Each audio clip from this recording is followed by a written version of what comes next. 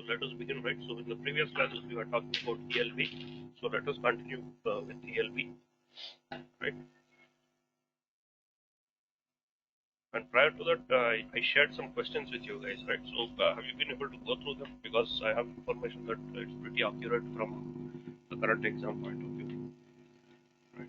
So just go through those questions, and if you have any doubts on any of the questions, just take a screenshot and give, and we'll discuss in the class.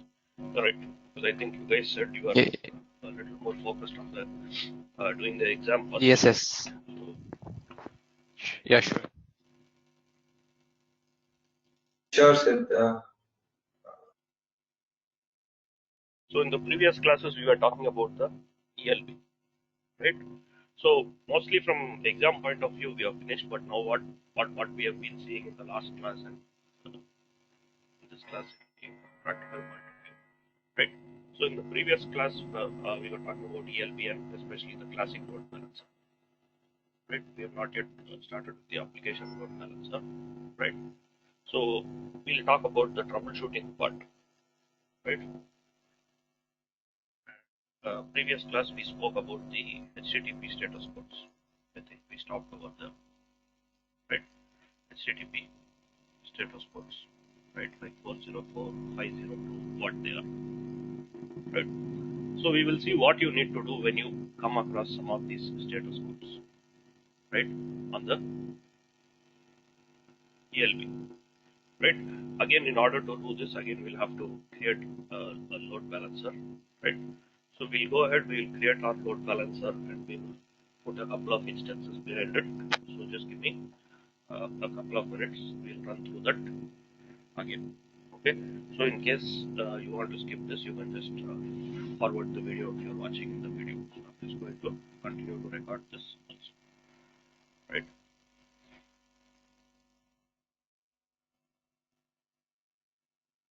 Okay, so let us go to load balancers over here and instances over here. So let me quickly launch a couple of instances.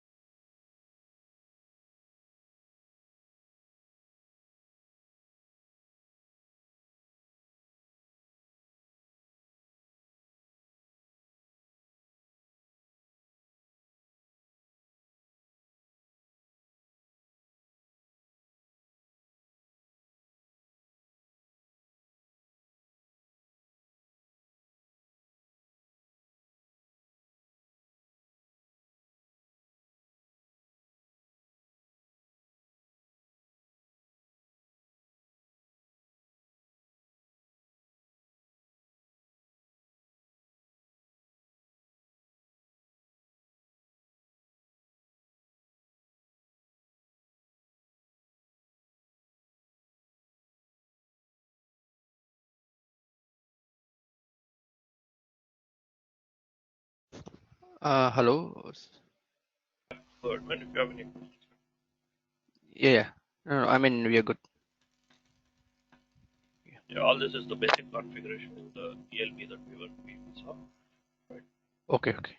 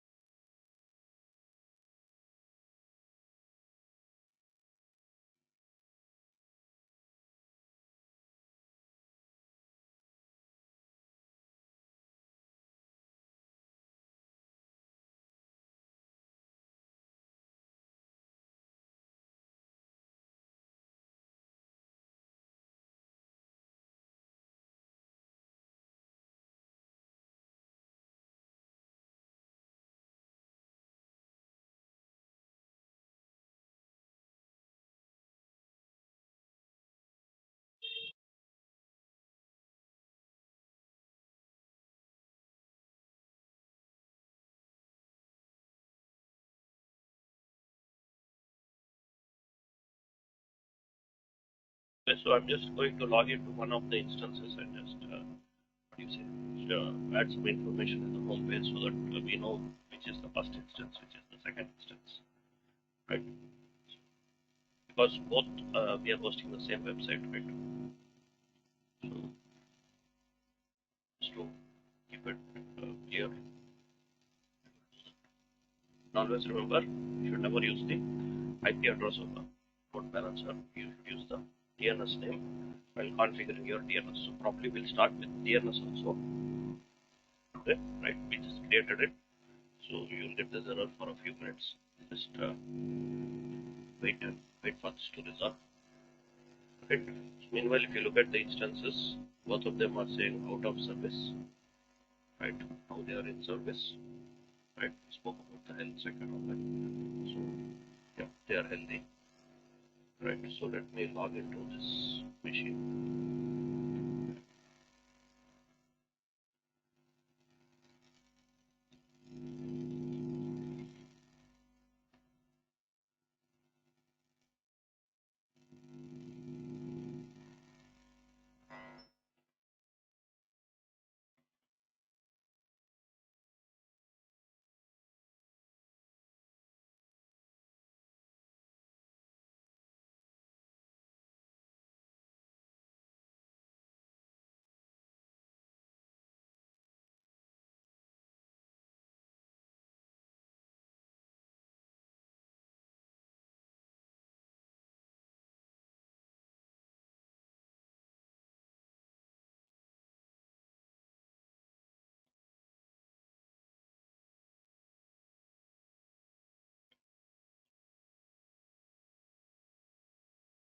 So it will be up probably in a couple of minutes. So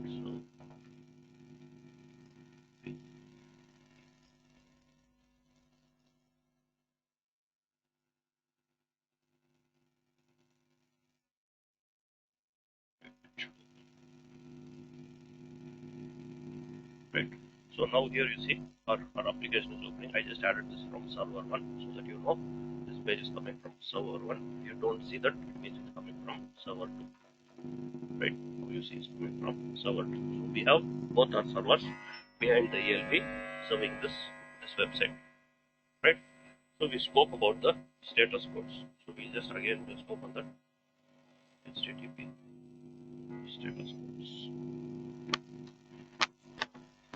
Right? So you can go through this if you're not familiar, right? In one of the previous classes, we spoke about these things, right? These are all in general, right? So you can use any website, right, to understand what these are, right? So basically, I told you 200 is 2 series is okay, successful. Mostly you will be seeing 200, right? 3 is if you're doing some sort of redirections like HTTP to HTTPS, right, from one URL to another URL. So these are actually not errors. These are usually okay, right? The errors start when you start seeing something with 4 or 5, right? 4 is a client side error, 5 is a server side error, And in the previous classes we saw this, right? Page cannot be found, right? 404. So for example here, if I go to one of the link, right, I think it was example, right? Here you see it says page not found. The requested URL was not found on this server. And if you look here on the top, you will see it says 404 not found. Why is it giving this error? Right, so here you see on this website, I'm going to this page called examples.html. Right, I click on this URL, it goes to the website /examples.html, but it says page not found. Why is it saying page not found? Because here if I look at the content, I don't have a page called examples, I just have a page called example.html. So it says the page is not found, right? So even though 404 is a client side error, right? Client means your browser, right? Whoever is making the request, right? Right? It comes under client error. But even though it is a client error, in many cases it might be because either because the user put a wrong spelling or something, or maybe because when you're uploading the content in the server, or there is some mistake in spelling in your what do you say, the pages that you made, or those type of things. The page was not uploaded. Right? It could be actual problem might be on the server, but it is considered still a client side because you are making a request for something which does not exist. Right? So for any status code that starts with 4 is a client error. Right? So you will come across page not found, these type of things, and a lot of times you might come across server side errors. So server side also, it does not mean strictly server side, right? So here again in the ELB you have two layers, right? It's not just a server, you have a ELB also in between, right? So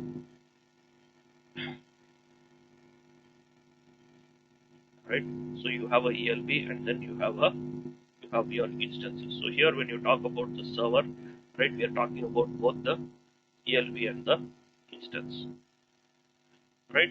So whenever you're we saw the access logs for the ELB, right? So you will see a status code thrown by the ELB and the instance. You will see two status codes in your access logs because the problem might be at either of the layers. Your instances might be okay, but your ELB might be having a problem, right? Or your ELB might be okay, your instances might be having a problem. So you will see two status codes in your logs. So how do you troubleshoot based on certain common status codes that you get? So for example, here if I go and say I remove these instances from the load balancer, right? I'm just removing from the load balancer. Now if somebody is accessing my website, what message will they get? Right here it is saying 503. What is 503? Service unavailable. Right. So what is the meaning of this? Right. The server is currently unable to handle the request due to overload or scheduled maintenance. Right. But here it is not any overload. We don't have any instances first of all. Right. It might be considered overload because ELB is getting the traffic. It does not have a place to forward the traffic to, so it is throwing that status code, right? So I told you where you can look for the status code, right? So in the monitoring, you can see those errors, right? It will show you what is the what type of status code you are getting, but for the actual status code here, it will just say ELB 5xx. So for you to know whether it is 501, 502, 503, what it is, you have to open the access logs and look at that information. Only then you will know the actual status code, unless the user reports that he is getting 503, right? From our monitoring point of view, you need to keep an eye on this ELB 5x, HTTP 5x, right? So I told you HTTP is, it means it is thrown by the, it's coming from the instance side, right? So here you see we had a couple of 404 page not found, but here it will not say 404, it will simply say 4xx. So whether it is 404 or anything else, you will know that only from the access logs or the user reports it, right? So let us go back here. instances. Let us add our instances.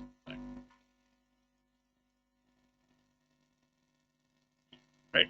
And now same thing. So say if I go back here and say I fix this problem on one server, right? I don't have this page examples.html, so I will just create that page.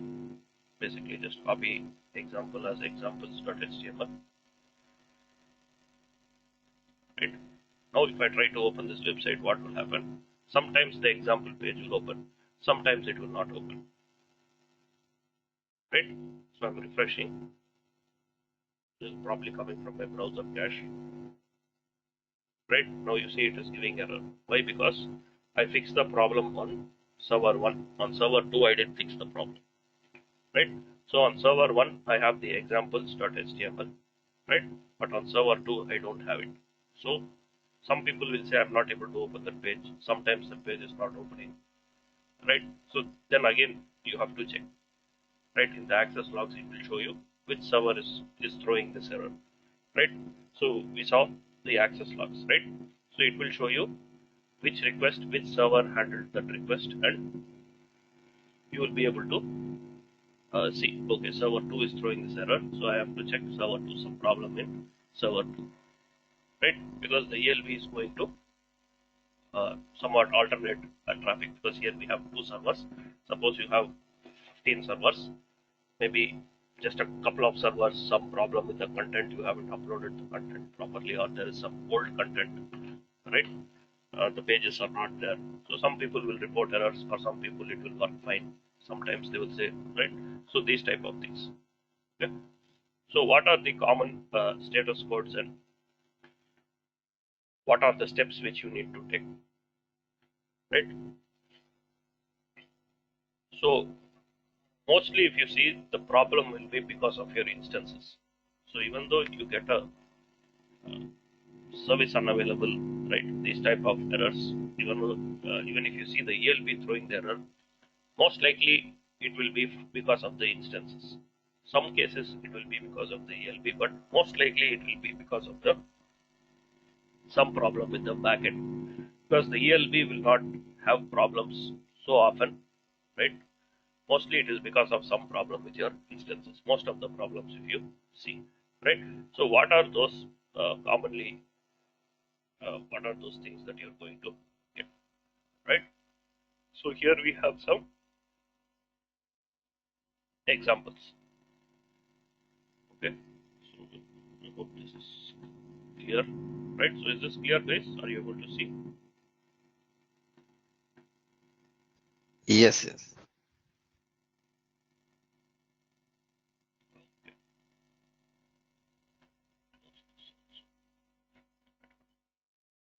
Right? So here is the ELB, the response codes, right?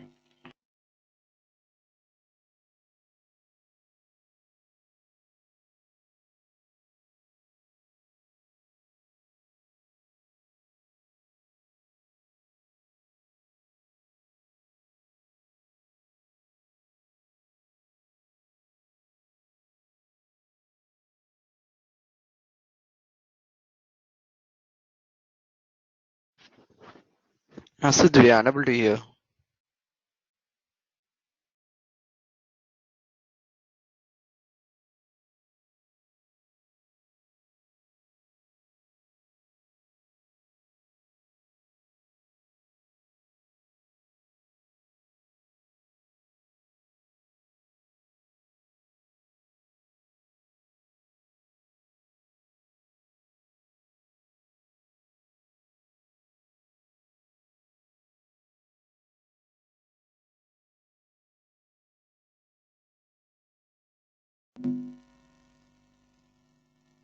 We are unable to hear. Yeah, are you able to hear me now? Yes, yes, yes. Yes. Okay.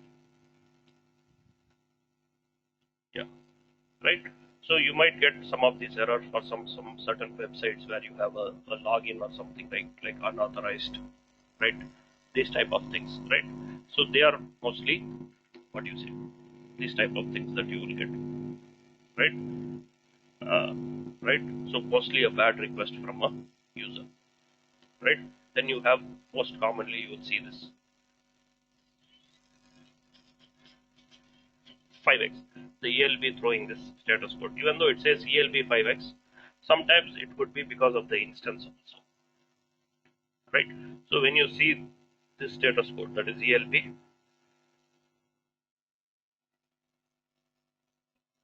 over here, right? ELB 5x, right? So when you see this, what are some of the probable causes? So you might get something called 502 bad gateway, right? So when you see this, it could be mostly because of a problem with the ELB, right? So it means that the ELB was unable to pass the response from the instance. That is, the ELB was unable to process the response from the instance, right? So it could be either because the reply from the instance is not proper, or it could be a problem with the ELB. So what always they recommend you to do is, whenever you see these status codes, right, one of the first things that they recommend you to do is, right, to send traffic directly to the instance and check, to bypass the load balancer and check whether it is working fine, right? That is the first thing that you have to do, probably for pretty much any error, right? Because you want to know whether it is because of your instance or because of the load balancer, right? So you need to send traffic straight to the instance. For example, if I go to example.html, right, I'm getting a error, right? So what I can do is say simply say I'm getting an error.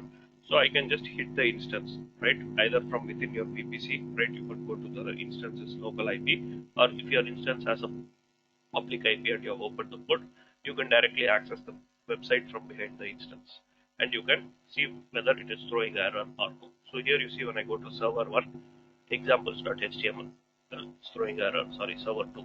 But if I go to server 1, right, probably it will not throw the error, right? So if I go to server 1 over here,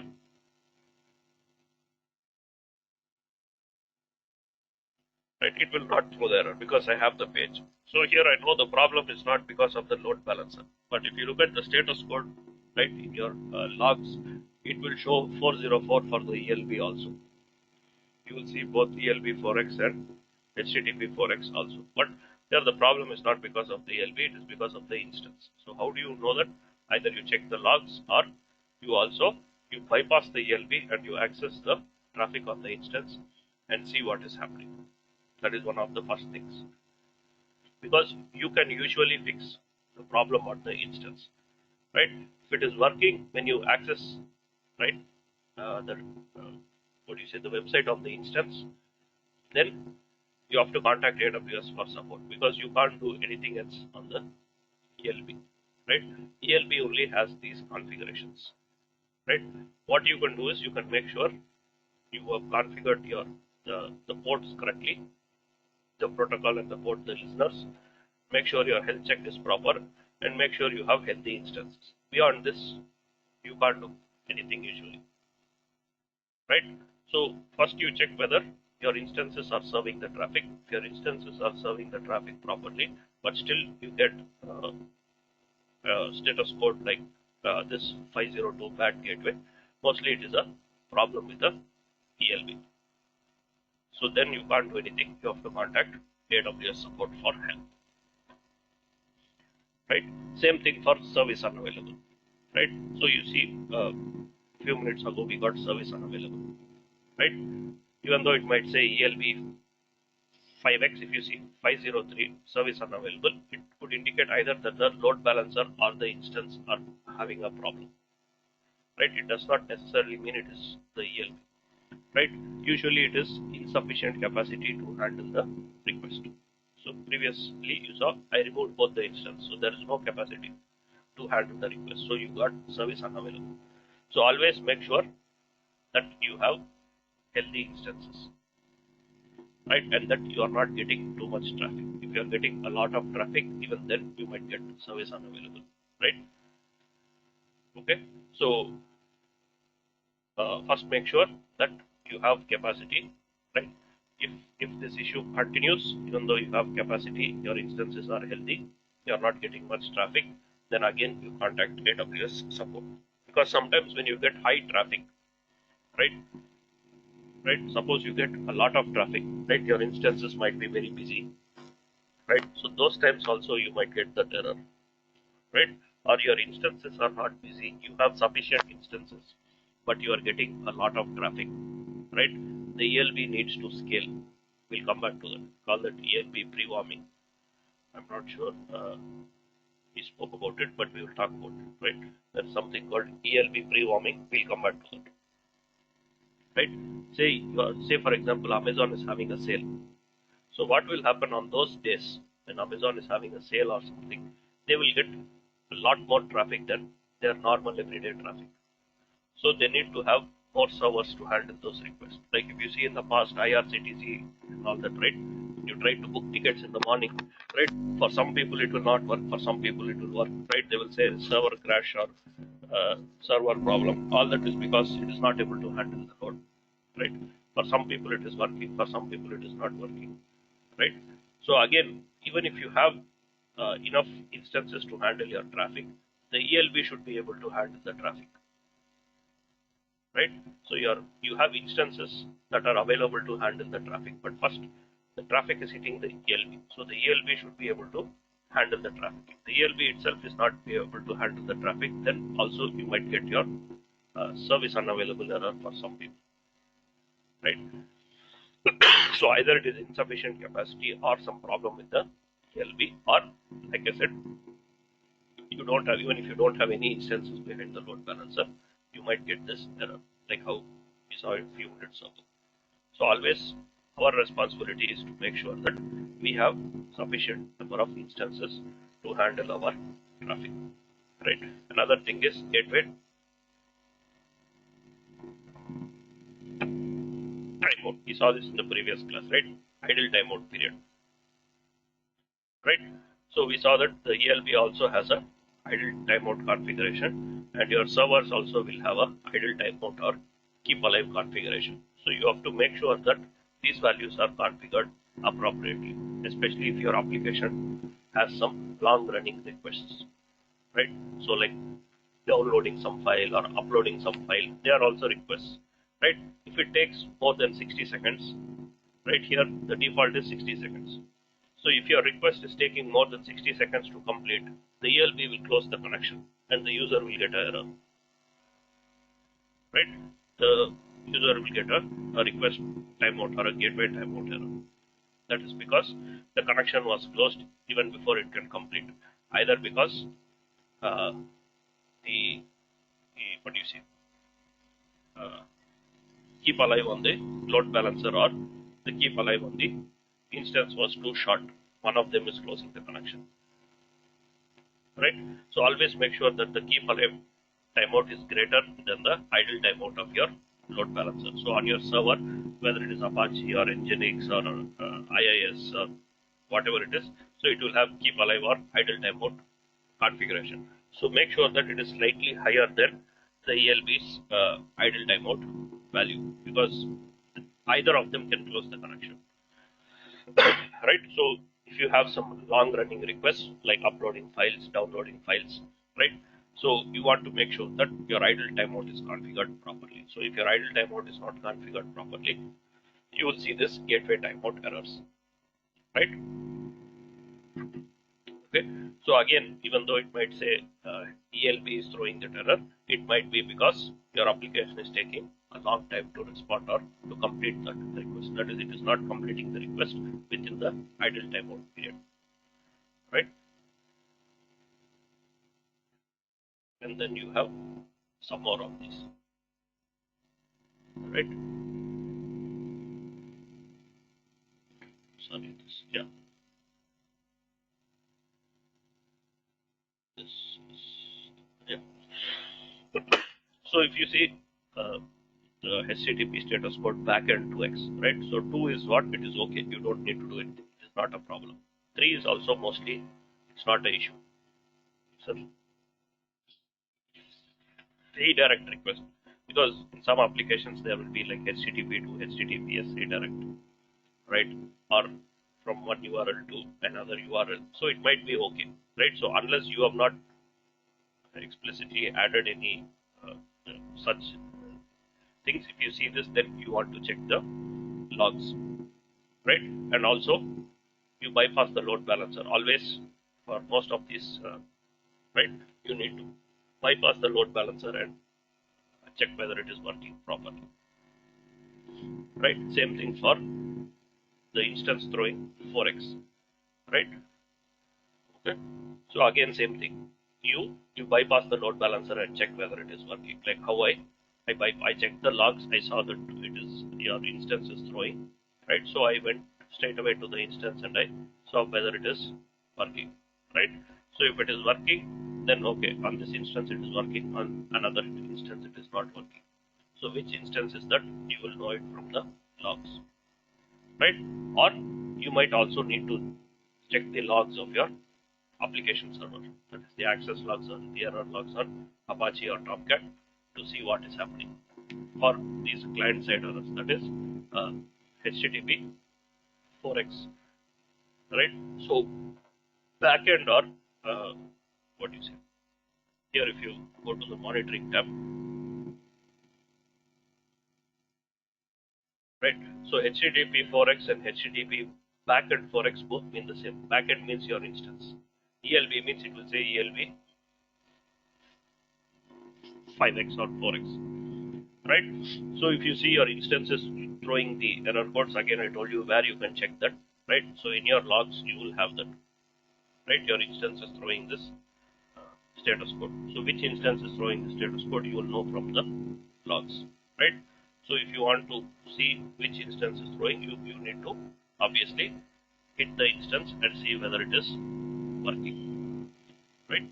Or you need to check the instances, that is the your backend server, your Apache or Tomcat, whatever, their access logs to see what is happening, why it is giving a 4x, whether it's what do you say, unauthorized or page not found, those type of things. Same thing for 5x. If your instance is throwing a 5x, always mostly it will be some problem with your instance, right? So always you bypass the load balancer and you check, right? And if needed, you check the access logs of whatever the server that you are using, whether it's Tomcat or Apache or whatever, right? So these are some of the common status codes, and we will see this also, right? So which metric to keep an eye on, right?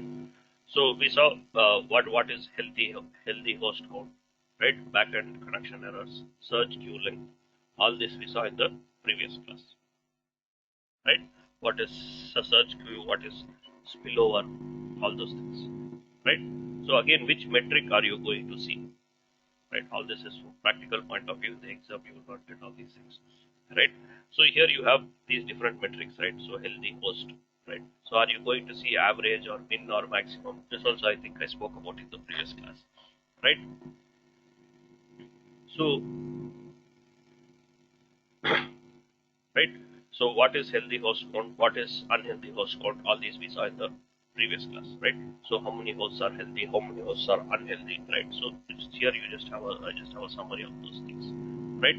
So for the status codes, you usually want to use the sum statistic, right? For these error codes, right? You usually want to see how many error codes you are getting every minute or whatever, right? You can have average also, but it is not a useful statistic, right? Average, min max also might not be useful, right? Usually you want to see the total number of what do you say, the status codes, the errors that you are getting, right? So you should know which statistic to look at for this average latency. Probably you want to look at average, right? You don't want to look at sum or something, right? You want to look at average, or sometimes maybe the maximum. You want to see what was the maximum latency at that given point of time. But usually people go for average for the latency. You want to know average how long it is taking for your request to complete, right? So for each statistic you should know which metric is actually useful, right? That's what we have over here, right? So for your status codes you usually want to have the sum statistic. For the latency you usually want to keep an eye on the average. And same thing for the request count, you want to have the sum. What is request count? It's basically the total number of requests which are going through your load balancer, right? Usually you want to go for the sum. Search queue length.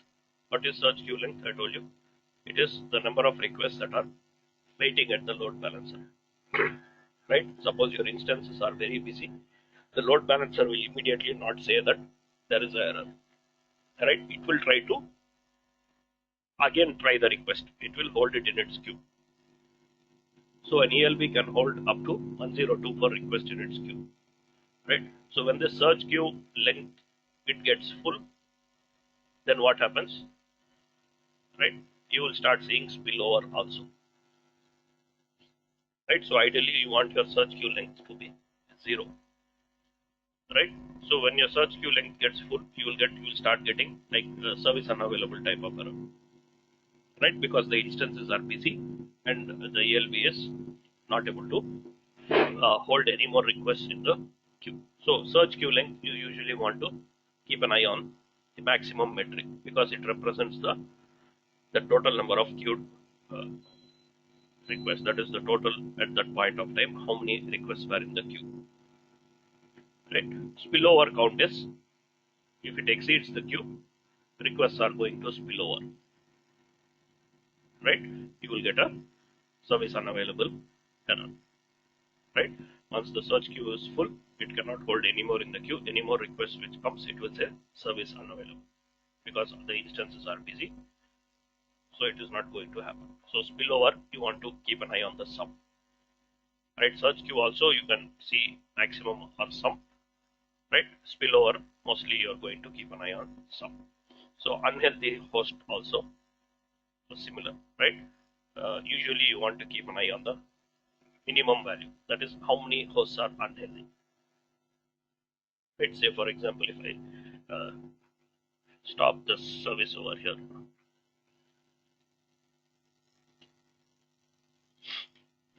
right? So it might give a service unavailable error or the instance might be unhealthy over here, right? So it might say instance is unhealthy, right? So how do you know that, right? In the monitoring you will see the unhealthy host count increase, right? So you usually want to keep it at minimum or average. Usually minimum is useful. So you will see this value increase to 1 or the healthy host count inversely will drop to 1, right? So if the unhealthy host count increases, healthy host count will decrease, right? So we have that over here, right? Healthy and unhealthy host count, right? So all these metrics are there in the documentation also, right? So if you're more interested in troubleshooting, you can go through these from the ELB CloudWatch metrics, right? For troubleshooting, because this is from a practical point of view, because load balancer configuration is like a one-time thing, but mostly every day what you will do is you will be keeping an eye on the ELB monitoring and seeing whether there are any issues, and proactively we should try to fix and not wait for the users to start complaining that they are facing some error.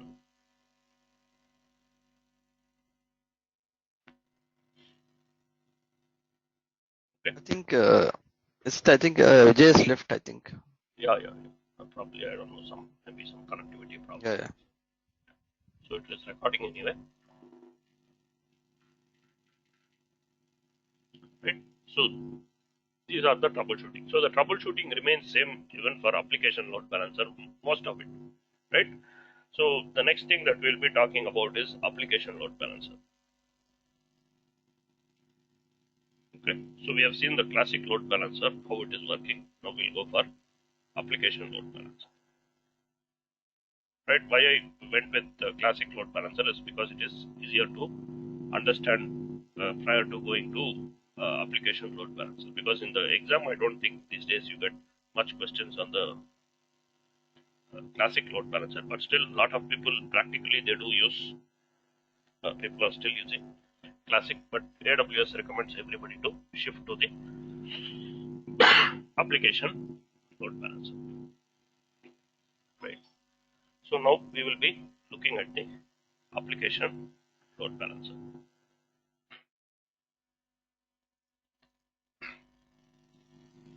Okay. So we have our classic load balancer here. So we will just keep it. I'll remove it after the class, right? Right. So now we will go into the application load balancer, right? So if you look at the architecture of our application load balancer, right, it is going to be slightly different, right? So your application load balancer is going to look something like this, right? So let us just call this application load balancer, right? So here what happens is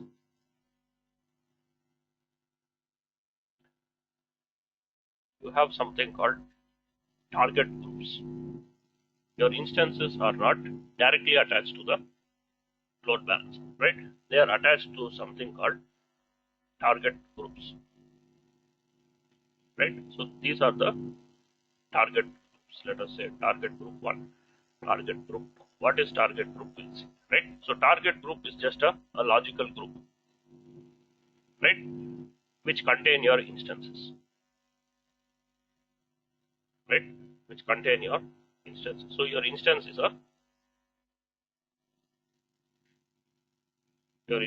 the target, right? It is not like the classic load balancer where the instances are directly attached to the load balancer, right? In classic load balancer, it is just load balancer and your instances attached to it, right? You have ELB, right? That is just the classic load balancer. You have your instances attached to it. Whatever traffic is coming goes to all the healthy instances. So here it is not like that. Here your instances have to be inside a target. You can have one or more target groups, right? So your target here can be an instance, it can be a container, right? That is, if you are using Docker, right? It can be an IP address, right? IP address means it can also be a server's IP address. It can be in a different VPC, right? A public IP. It may also be on premises sometimes, right? You can add certain types of what do you say stuff, right, with an IP address. So they are the targets. Here we call them targets, right? So they are going to be inside a target group. So we are going to use instance as a target because we are not going to go into Docker containerization and IP addresses, right? Those kind of stuff. So we are going to use the instance as our target, right? It's just like your ELB backend instance. Here they are called targets. It's nothing but your any EC2 instance you can add, right? So it is going to be something like this. So here what is happening? The request is coming in. Again, it forwards the request. But here what you have with application load balancer is, right, you have some additional features, right? You have some additional features, or the way it routes traffic, it depends upon some what do you say, some rules.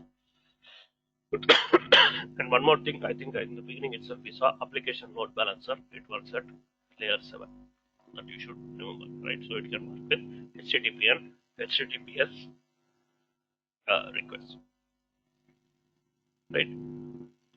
Okay. So here now say a request is coming. So where is the request going to go? Is it going to go to both target groups, or how is the request forwarded, right? So here you have some rules which you are going to configure, right? In the classic load balancer, we configured the listener, right? We said in the classic load balancer, what we said, the listener, that is, it is going to accept traffic on port 80 and it is going to forward the traffic to the instance on port 80, right? So whatever request is coming, it is going to go to all the instances behind the load balancer. You can't control to which to go, right? You can't control to which instance that traffic has to go. It will go to all the backend. You cannot say go only to this machine or go only to this machine. Those kind of things are difficult now with the classic load balancer. Whereas with the application load balancer, you can add some rules in the listener, right? You can say based on some rule, right? So here you have something called path-based routing, host-based routing, right? Query string, IP address, right? Based on those things, you can do your do the routing, right? So you can say, for example, you have 3 URLs, right? Say you have a URL called demo.xyz.com, right? You have something like prod.xyz.com. Say you have 2 websites like this, right? Two different URLs, right? So with your classic load balancer, you would have to have 2 load balancers for this,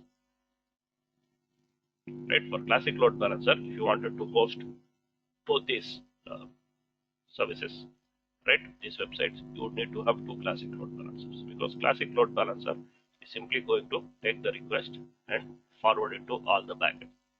It is not going to check what is there in the URL or path. Whereas application load balancer, you can do that. You can say if the incoming request is going to be demo dot something, then you go to target group 1, right? If it is going to be demo dot something, then go to target group 1. If it is going to be prod dot something, then go to target group 2. This is possible only with the application load balancer, right? Path based, URL based, host name based, right? IP address based, right? So you can add these rules in the listener, right? So now instead of having 2 load balancers, you can save money and do it on a single load balancer. You can have different target group, different instances in each target in different availability zones, right?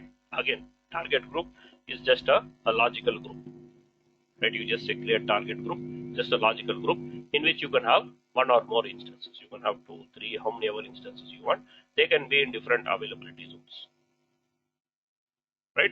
So you have your high availability also. So all traffic which is coming for demo URL, you can forward it to target group 1. All traffic coming for prod, you can forward to target group 2. Here maybe you have 4 instances or something, right, in different availability zones, right? So it can be used with pretty much Docker, ECS, all those things. Whereas classic load balancer, you cannot use it with what do you say? That is your Docker or the containerized environments. Containerized environments, you can use application load balancer. You cannot use classic load balancer, right? Classic load balancer, it does not support containerized environments. It is just your regular EC2 instances, right? Okay. So for these type of things, right, you would have to have multiple classic load balancers and all that. Now with application load balancer, on the same application load balancer, you are able to host multiple domains, or path based is again similar. Suppose you have demo.xyz.com slash something, slash users, or slash orders, right, or something like that, right? So you are hosting some virtual paths or something. You can have rules like those things also. You can say if the path has say /orders, then you go to uh, target group 1. If it has something /users or something, go to target group 2. So you can do those type of things on the application load balancer. You cannot do it on the classic load balancer, right? And here in the application load balancer, right, you have rule. We'll see how to create all those things. And then you have health checks. Here also you have health checks, just like your classic load balancer. Here also you have health checks. For the classic load balancer, there is only one single health checks, right? That is health check. It checks your instances. But for the application load balancer, the health check is on the target group.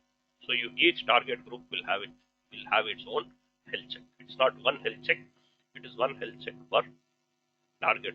So this health check will check the targets inside this target group. This health check will check the health of the targets in this target group, right? So we'll see how to create all that stuff, but this is some of the differences, right? And the application load balancer is slightly, what do you say, advanced, and it has more features. So a lot of people these days, they use the application load balancer, right? So here are some of the features of the, so whatever classic load balancer has, application load balancer also has, but it is only layer 7, whereas classic can work with layer 4 also. Application load balancer is purely layer 7. So these are some of the additional features that your application load balancer has, right? Content based routing, host based routing, path based routing, right? IP based routing, right? So they have different rules or things based on which you can do the routing, right? It supports your containerized applications, that is Docker or ECS or AWS, right? It supports the new HTTP2 protocol. Classic load balancer it doesn't support it, right? It supports, so all this is from developer point of view, right?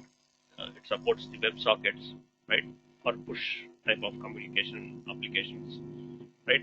It supports IPv6. Classic load balancer does not support IPv6. In case you are using IPv6 in your VPC, you have to use application load balancer. You can't use classic load balancer, right?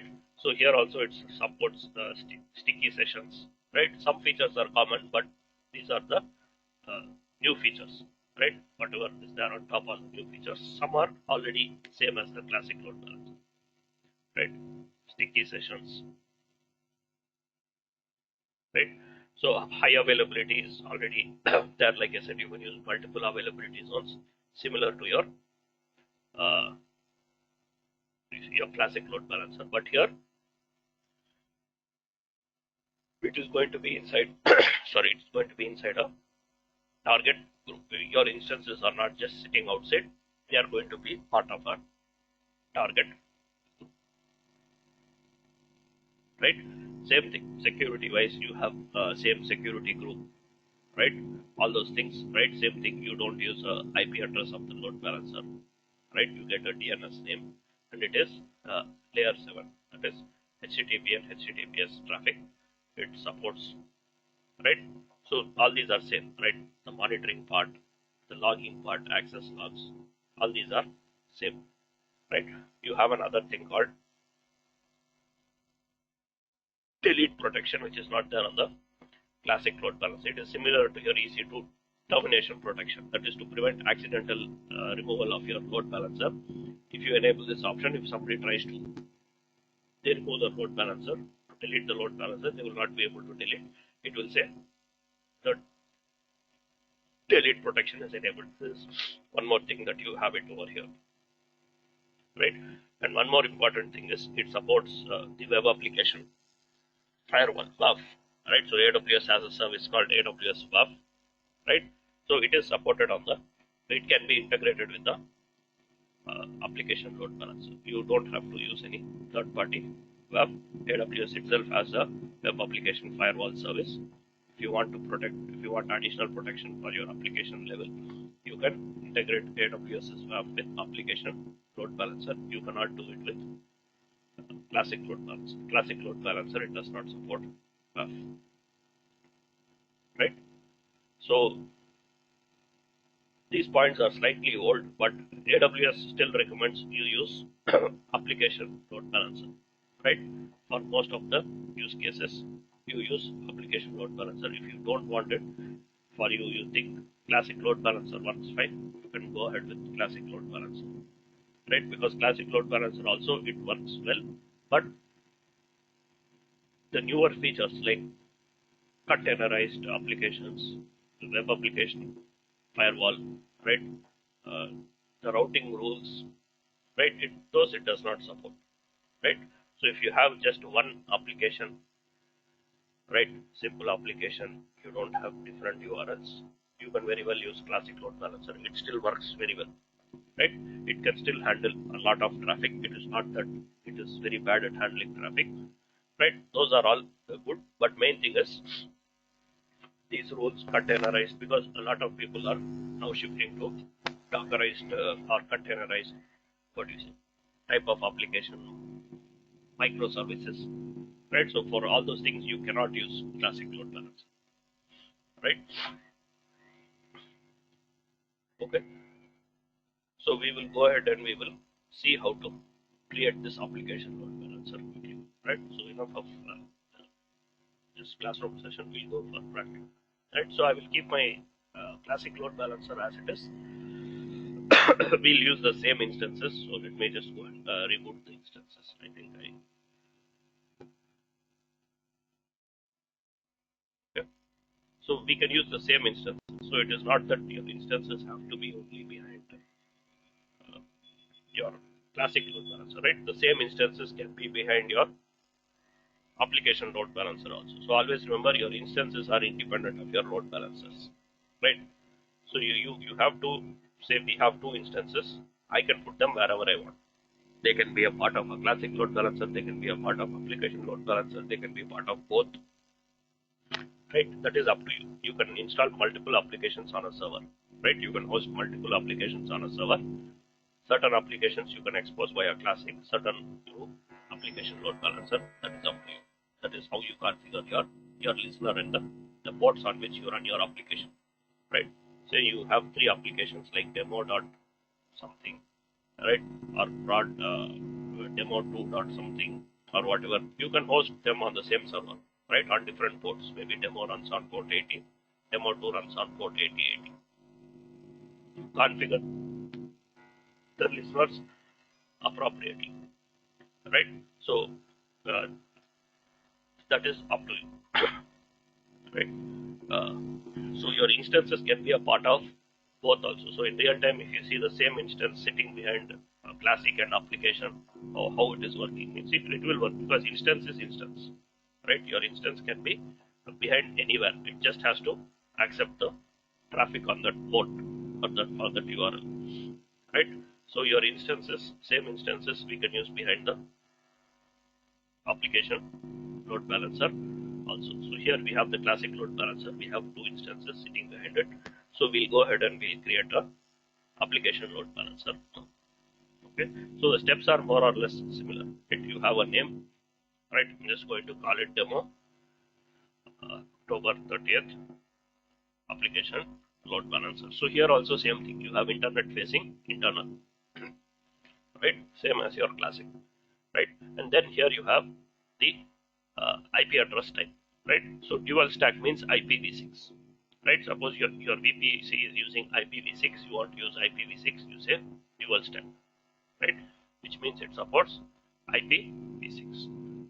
Okay, we are working with IPv4 only, so we'll keep it to IPv4. Then we'll come back to the listener, right? So for the classic load balancer, if you see, it shows you the listener, that is the load balancer port, load balancer protocol, load balancer port, and instance port and instance protocol. Here you configure that in the rules. Here you see only the load balancer port. The instance port you configure in the rule. We'll come back to that when we go to the rules. Okay, just keep this. And here same thing. You have your availability zones similar to your classic load balancer, right? So I want to use all my availability zones behind these instances, and here you have the additional services where you can integrate. What do you say? Global accelerator. We'll come back to this. Don't worry about this now. It is a new service from AWS. it will come back to us, right? So don't worry about this global accelerator and WAF for now. You will see those in a separate class, right? We are not going to use global accelerator, right? So global accelerator and WAF can be integrated with uh, your application load balancer, right? These are our basic settings, right? Similarly, here also you have a security, right? Same thing like your classic load balancer, right? So here we are going to accept traffic on port 80. Our applications are running on port 80, so I'm accepting traffic on port 80 from beginning. Next is the routing, right? So for your classic load balancer, you cannot straight up, sorry, for your application load balancer, you can't straight away add your instance. You need target groups, right? So let us open target groups. They will be visible here. So you can create target groups separately, or while creating the load balancer also you can create a target, because you have to specify. So here you see I don't have any target groups. So here while creating the load balancer, I have to choose the target group.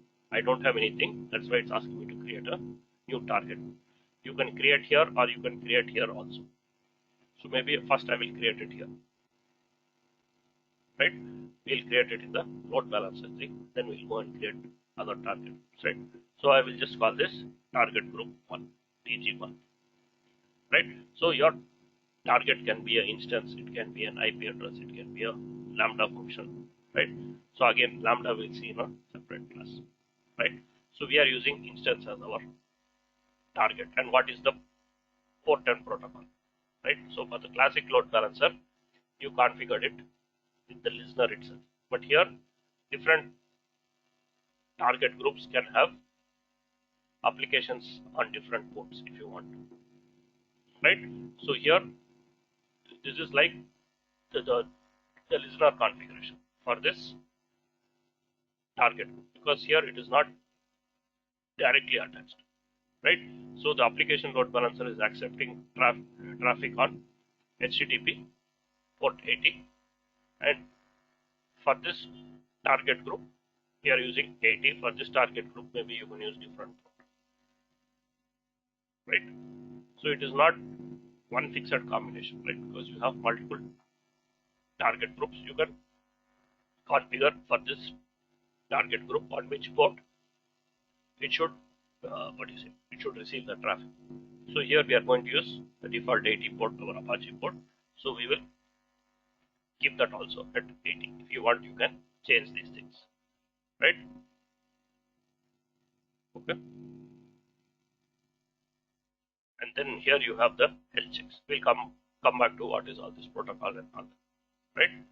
So HTTP, HTTPS, right? If you're using SSL, we will see that SSL also, right? So basically with classic load balancer, you can only integrate Amazon certificate manager, right? With a classic load balancer, right? It is for SSL certificates, right? I think one of the previous classes we spoke about that, right? So with your application load balancer, you can integrate certificate manager, you can integrate WAF, and you can integrate now what they call as the global accelerator, right? All these three are possible. These are other AWS services which can integrate with application load balancer. Classic load balancer supports only the certificate manager service, right? So we'll come back to that. Okay.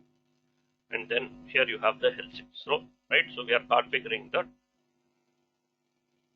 target group over here, right? So for this target group, you have a health check, right? And some minor added feature here. Target group is same.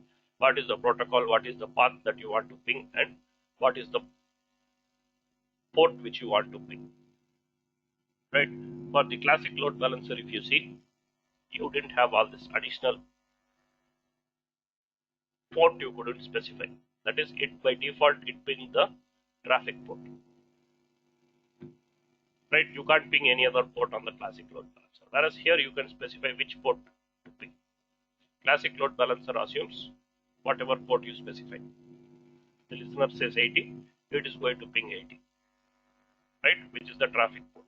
Whereas in the application load balancer, if you want, you can have your health check on a different thing like a heartbeat or something. You can check on a different port if you want, right? The port the load balancer uses when performing health checks on the targets, right? Default is the traffic port.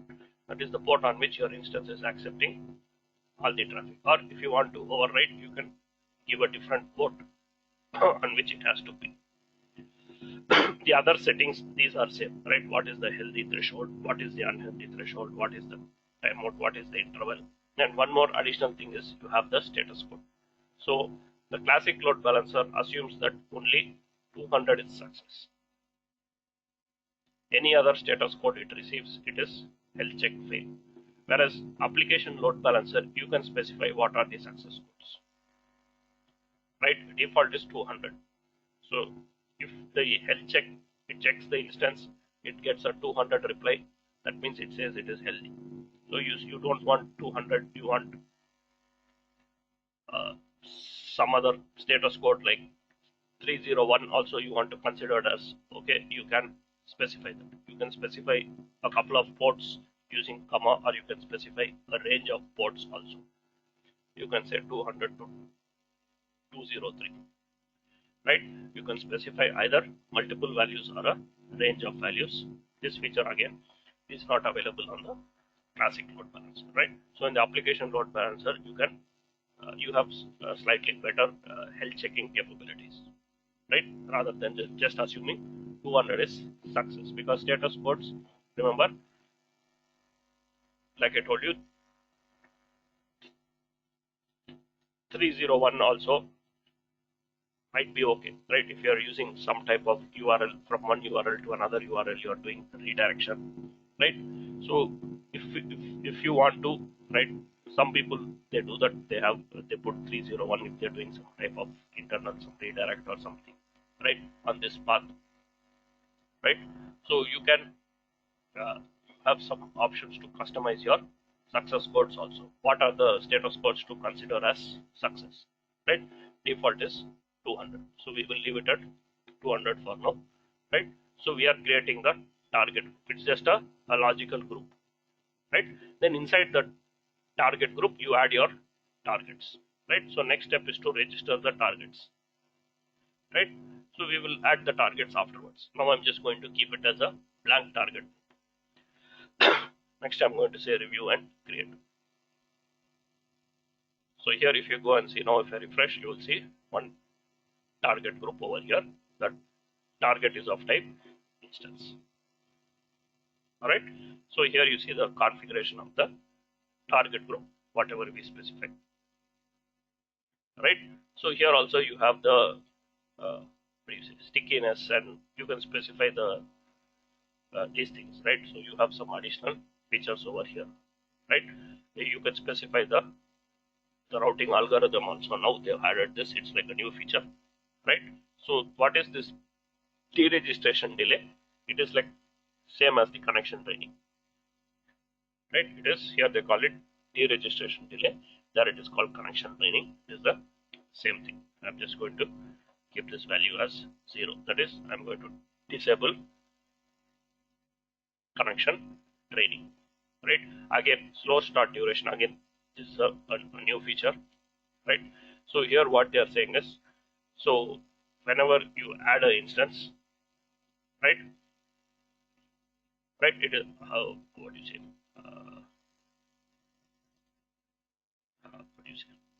it is start going to receive more requests, right? I mean, as soon as you add an instance, right, how long it is going to take for the instance to start receiving its own share of requests, right? So again, for most of them 0 should be fine, right? Again, what is this routing algorithm? Round robin means it is going to go around like alternatingly, right? Least outstanding request means, right, so whichever instance is handling the least number of requests at present, it will go to them, right? And then you have stickiness, same as the classic load balancer, right? We will leave it at these settings, right? And here also you have access logs and all those things you can configure, right? So those will be under the ELB, right? So if you go to the application load balancer, right, so here you can go ahead and configure your idle time, right? Your idle time mode, the delete protection, access logs, right? And don't worry, what is this? T-sync mitigation. It is a new service for some type of for some type, they call it HTTP T-sync attacks, right? So don't worry about this. It's not going to come in the exam, right? So if you are more interested in security type, then you can read about what is this T-sync mitigation mode. They've added this to both the classic and your application load balancers, right? For issues related to HTTP T-sync. If you know what that is, fine, or just leave it at default, right? This is a relatively new feature that they've added a couple of months ago, right? August 17th, 2020, right? Hardly 2 months ago, they've added this. So these very new features will not come in the exam, right? So you can edit your configuration for the load balancer over here, and you have the listener over here, right? The monitoring is similar, and you have your integrated services tab over here, right? So you can integrate your global accelerator, you can integrate your WAF, and you can integrate AWS. Config is there anywhere for both. We'll come to config when we talk about security service, right? So you have that over here, right? If you want, you can create a web application firewall. Again, we see this WAF and global accelerator as separate, two separate topics, right?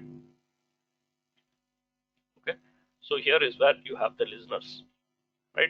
So the default is it's accepting traffic on port 80, and you have a default rule, and you have a target group, right? So inside the target group, you have the targets. Here we don't have any targets. So what we have actually created now is, so let me take a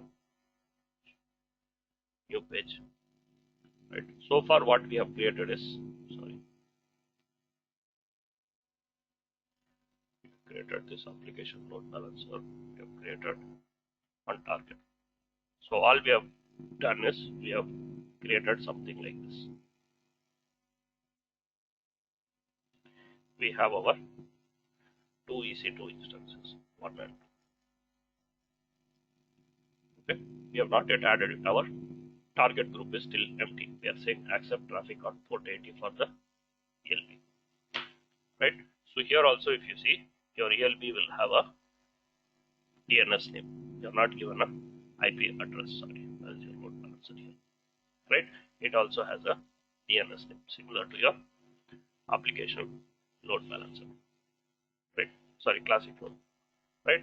So here you say service unavailable. Why is it saying service unavailable? Because we don't have any targets. Target group is empty. There are no instances to handle your request, right?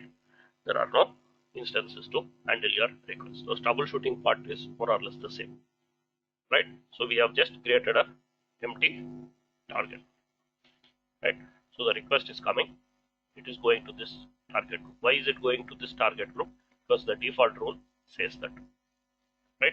So whenever you create the load balancer, it needs to application load balancer. It needs to have at least one target group, because the default rule, right? If you go to view edit rule, the default rule is going to forward all traffic to this target,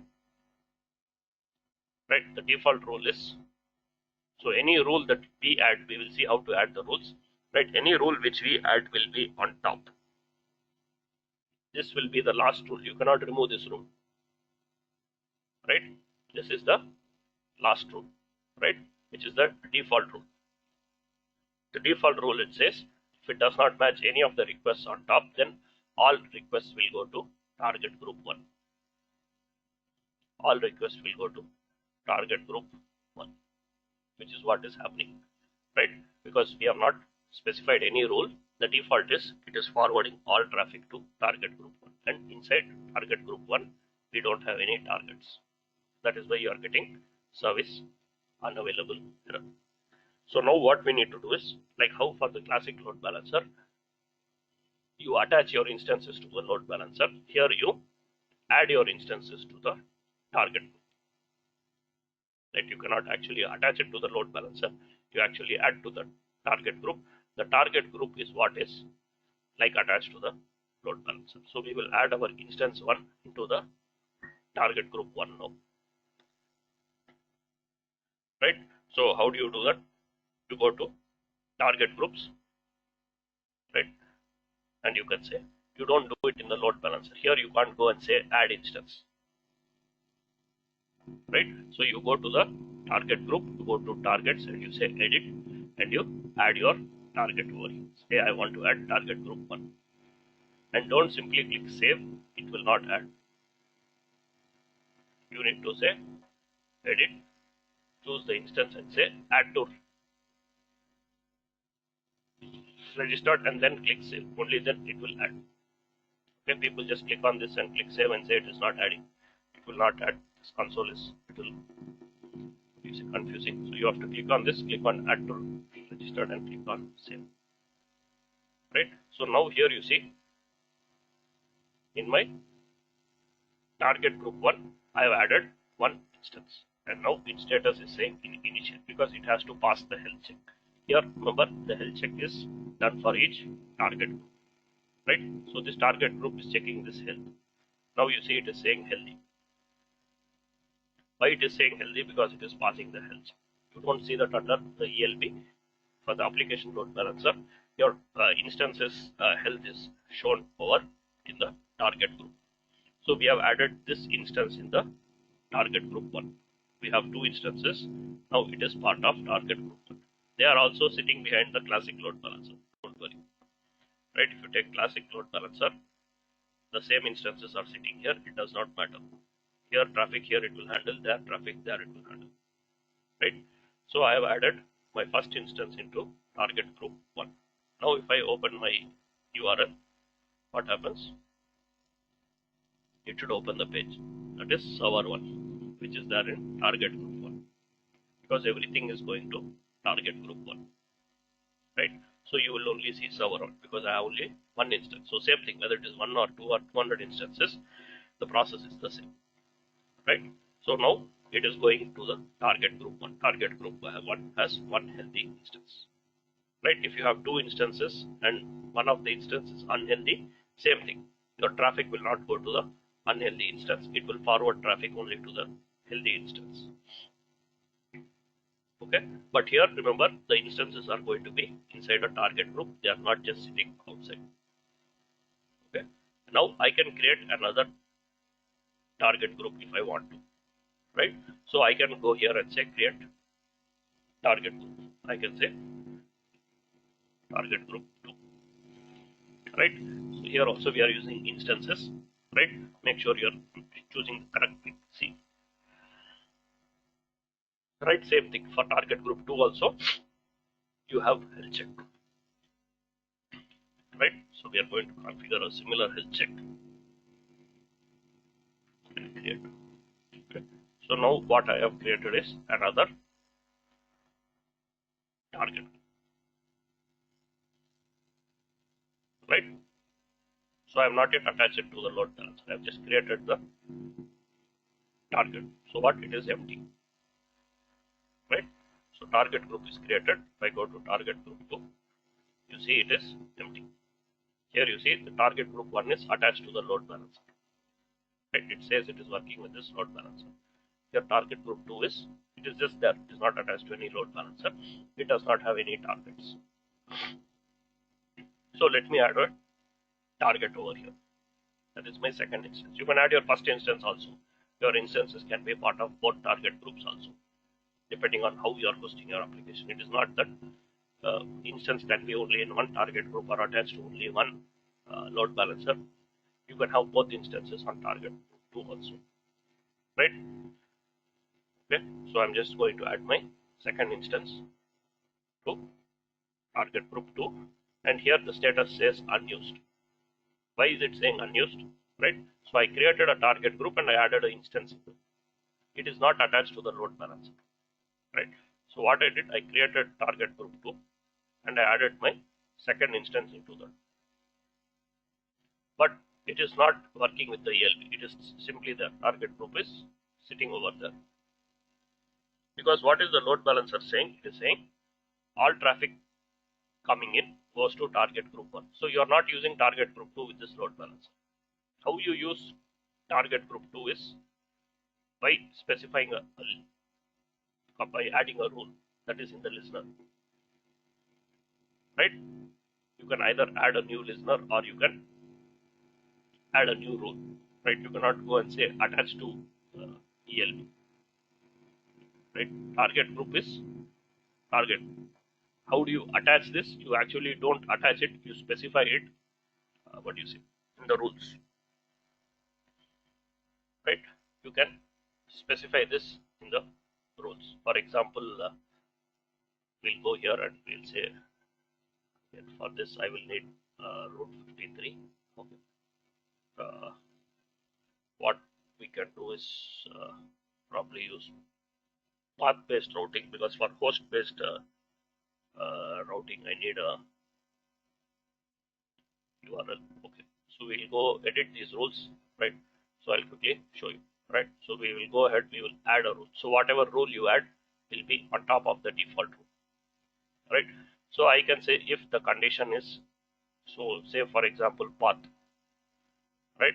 So I can say path as something like say what page do I have here? Say for example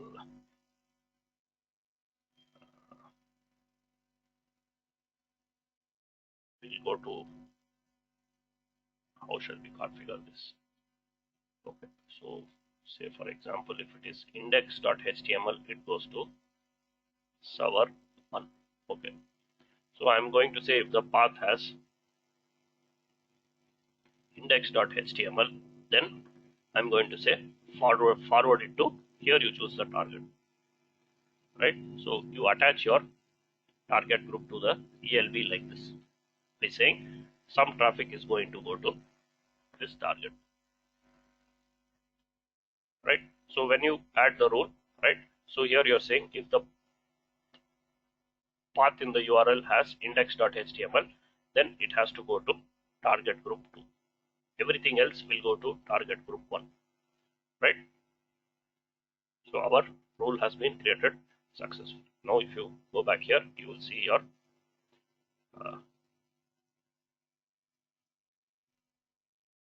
if you go to the target group 1, now here you see it will start doing the health check.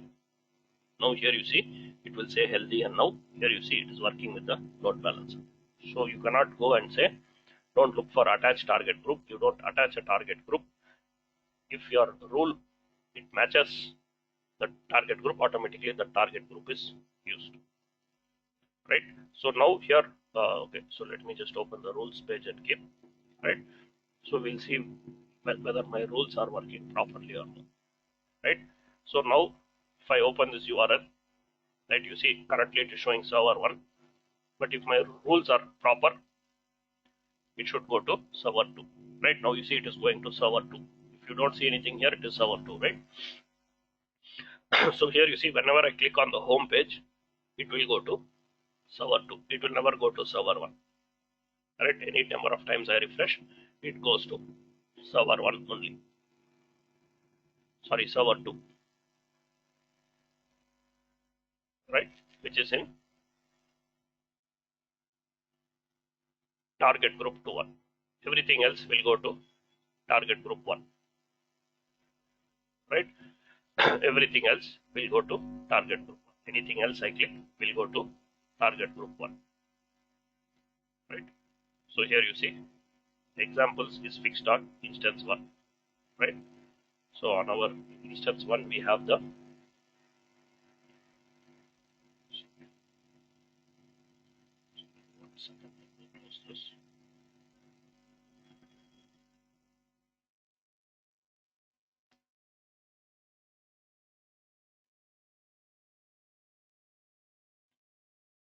right. So here if you see I have the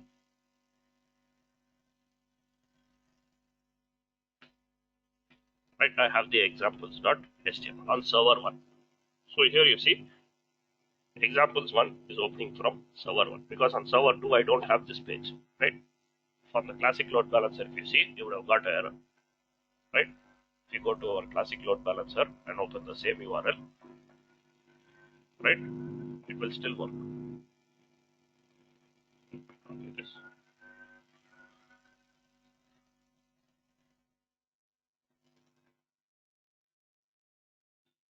Here if you see, traffic goes to both the servers, server 1 and server 2, because both are attached to the ELB. But here examples, sometimes it will work, sometimes it will not work, because it is going to both the servers alternating. But server 1 has examples. Now you see it is working. Again, if I refresh a couple of times, it will say page not found. Whereas here, only the home page is being served from server 1. Everything else is coming. Sorry, home page is being served from server 2. Everything else is coming from server 1. Right? So like this, you have different routing. What do you say? I should not say routing policies. Different rules that you can add. Right? So where do you add the rules? You add that over here. Right? So under the listeners, you can go and say edit. Right? So again, a lot of this is developer part, because you have to know how to, what do you say, route the traffic, right? So you can edit this rule, right? Okay, or you can edit whatever rule you want. You can say, you can add a condition, right? You can add another condition. You can do path based or host based, right? So we will see a couple of these, right? So we saw, right? So you can say host header, right? You can say, for example, if it is demo dot whatever something, you have your own URL, right? So we will see this after DNS, right? So we have not yet seen DNS. So you can say, for example, this demo URL goes to forward to or you redirect to something, right? Target group 2, right? Something like this, right? So you can play around with the rules over here. So basically here, what the advantages, right? So based on the incoming request, based on whether it is host or path or IP address or query string or whatever, based on certain matching conditions, you can route your traffic to a particular target group. Your target group can have one or more instances. Usually you want to have multiple instances for high availability, right? So here, don't think two target groups means high availability, right? So inside your target groups, you should have multiple instances in multiple availability zones. Here we are just using one instance in each, but it is the same, right? So you need to add multiple instances in your target group. So if you don't want two target groups, you can just have one single target. If you are not doing any path-based routing, host-based routing, it's a pretty straightforward. You want to use it like a classic load balancer, right? You can use it. You don't need to create your second target group. With just one target group, you add your instances. It is going to work pretty much with HTTP, HTTPS traffic. Whatever classic load balancer is doing, everything application load balancer also does, but only with HTTP and HTTPS traffic. If you are using any other protocol like TCP, it does not support. But for a pretty straightforward an application, you don't want to have any rules. You just want to use it in a straightforward manner. You just use the you have your default listener, right? And you go ahead and you what do you say? You just use it with the your default. So whatever traffic is coming, everything will go to the target group 1. So you need to have at least one target. You cannot have it without a target. That is what is important, right? So here is where you have the rule. Probably I should have drawn another box over here, right? So if you want to look at its architecture high level, right? So here is where you have the listener configured. That is the rules, right? You have one or more rules. Rule 1, rule 2, whatever, right?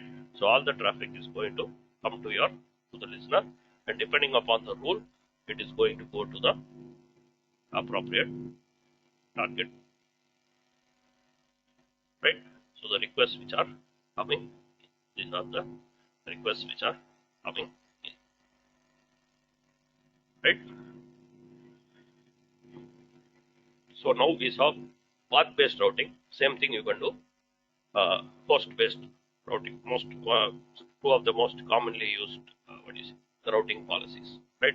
Host is like in the URL you have something like demo dot, right, or prod dot, right, or whatever, dev dot, test dot. So you can have dev and test hosted on the same load balancer, but with different target. It's very common configuration, right? So for production, they might have a different load balancer, right?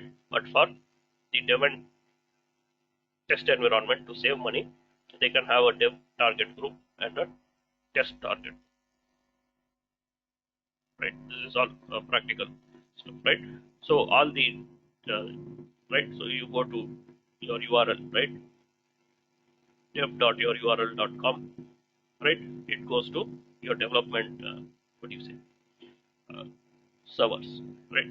You have this test dot. It goes to your staging or the test environment, which has its own target group, its own group of instances, right? So you are saving money instead of having two load balancers. On one load balancer, you are able to host your dev and test. Maybe for your prod, you have a separate load balancer, right? So again, you have in your production, you have multiple applications, right? So you can put them on your one load balancer, right? Ideally, you don't want to combine your dev, test, prod, everything under one ELB. Again, it's not a good practice, but it is possible. You want to save money. You don't want to put multiple load balancers. You can put uh, everything on one load balancer and do something like host-based routing. Based on the URL, the traffic will go to a particular target group and a particular group of instances will serve that.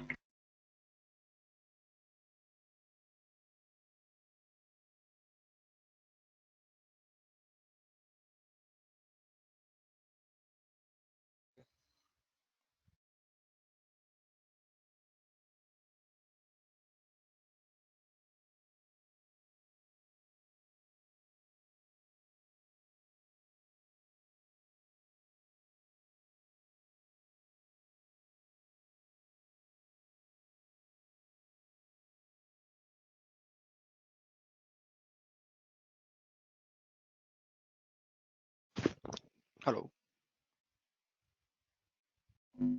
Hello. Yeah, are you able to hear me now? Yeah, now I'm able to hear you. Yes. Only the last part you missed, right? The last part I missed it. Yeah, yeah.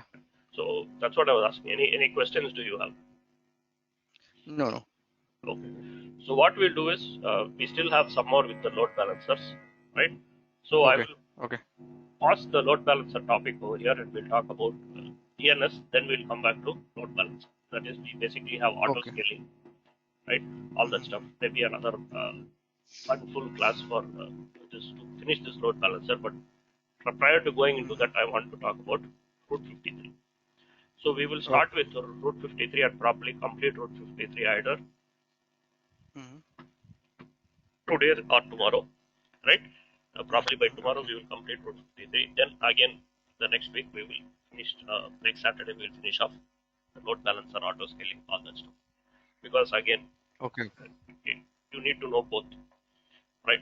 Yes. Path-based routing and all that. So I will stop here. We know what is classic load balancer. We know what is application load Okay balancer. then. How the routing is working. Okay. So we will start with Route 53. Okay, we'll take a small break now, 15 Okay. minutes, and we will start at it is 9:40, 9:55. We will continue. Okay. Okay. Yeah, sure. Thank you. Yeah. Okay. So let us begin with Route 53. Okay. So after you practice, See, right? yes. Yeah. You could share your screen. Let me share this. Sorry. Yeah. So I'll Yeah, remove yeah. the application load balancer, right? We'll remove the application load balancer. But remember that target groups will still be the target groups as such, they don't cost any money. Cost is only for your instances, right? So target group is just a logical group. If you want, you can leave them. You can recreate them again right? So target groups don't matter, right? It's just your instances. So we have our classic load balancer. We just keep this for our route 53, right? So the next service that we are going to see is called route 53, right? Not route 53. This is different. We're just going to see route 53 first, right? So have you worked with DNS, right? You have some basic idea about what is DNS.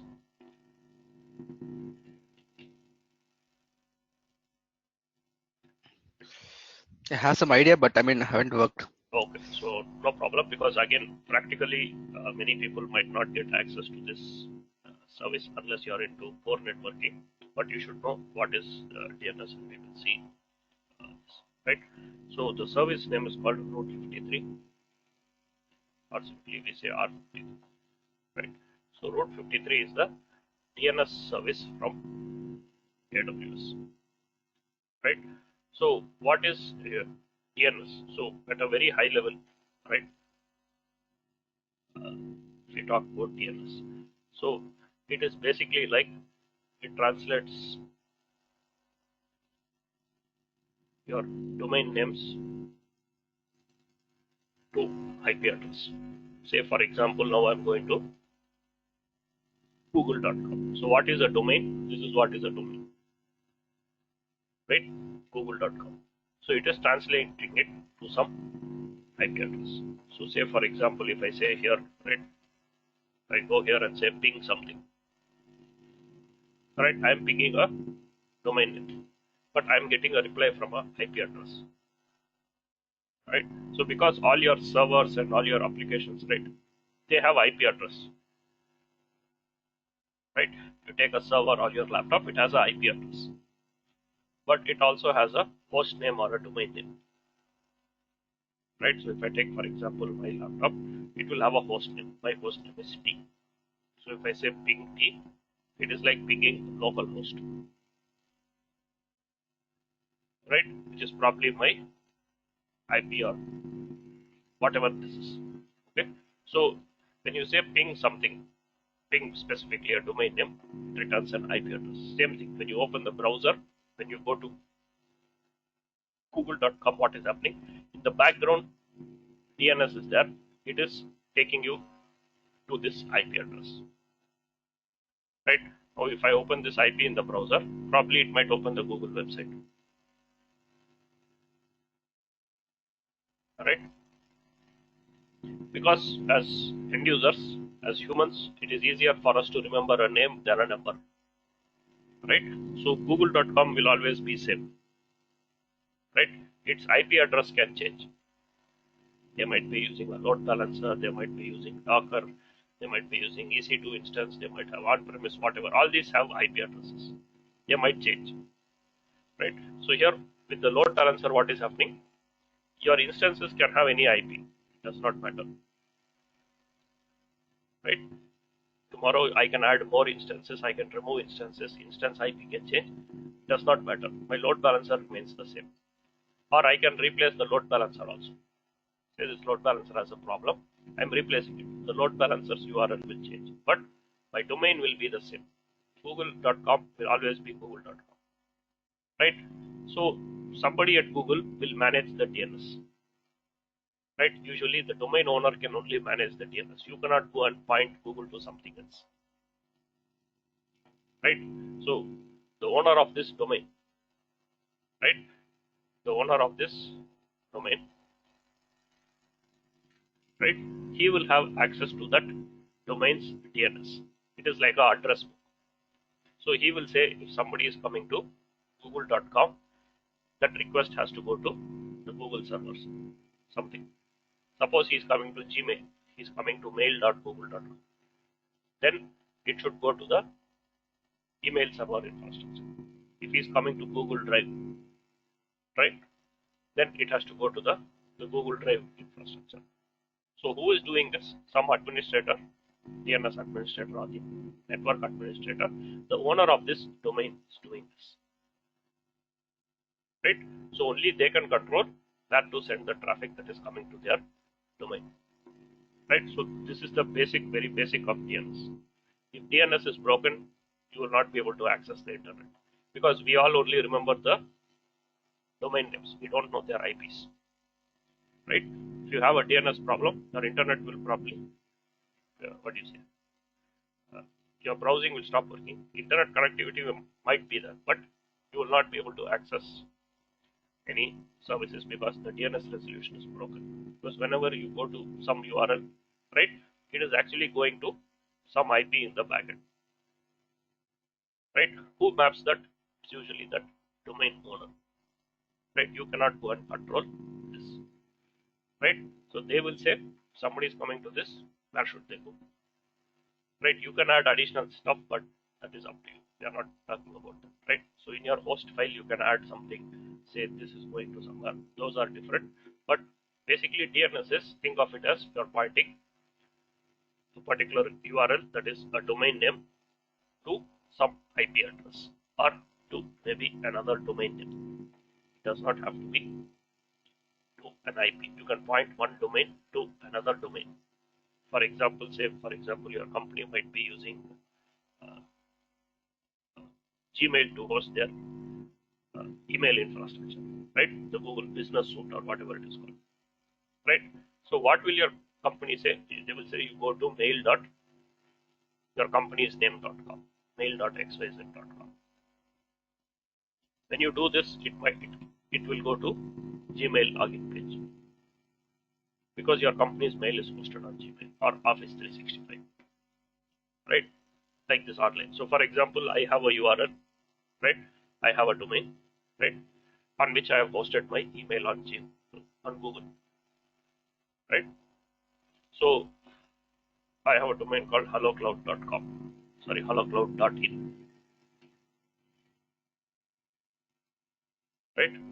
So the page is on GoDaddy, right? The web page is on GoDaddy. It's under construction, but it is hosted on GoDaddy. But for this domain, I have hosted email, right?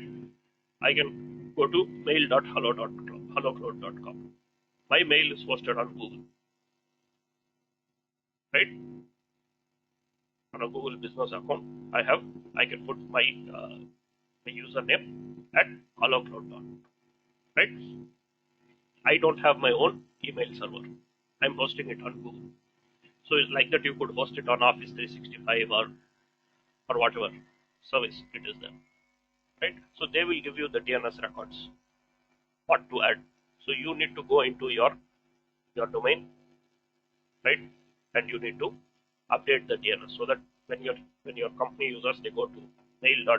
So it might not be professional to say go to mail.google.com. You can go. I can go to gmail.com and also log in with my company account. I just have to put the full email address.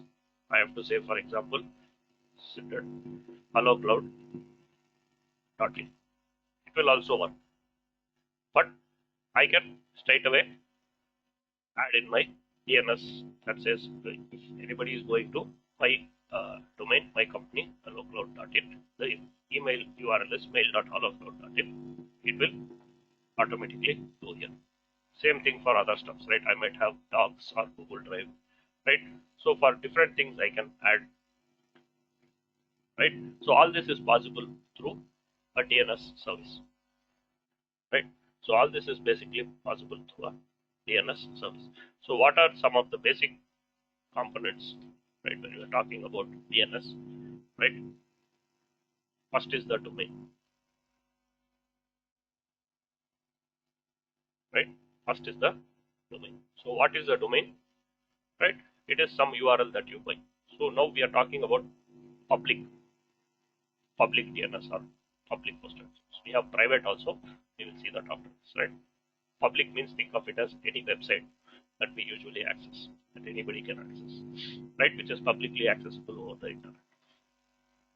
Okay, so you have a domain. What is a domain? Some URL that you can buy, basically, right? You can go and buy xyz.com, right, or abc.in, right? All these things, right? So where do you go and you buy the domain, or we call it domain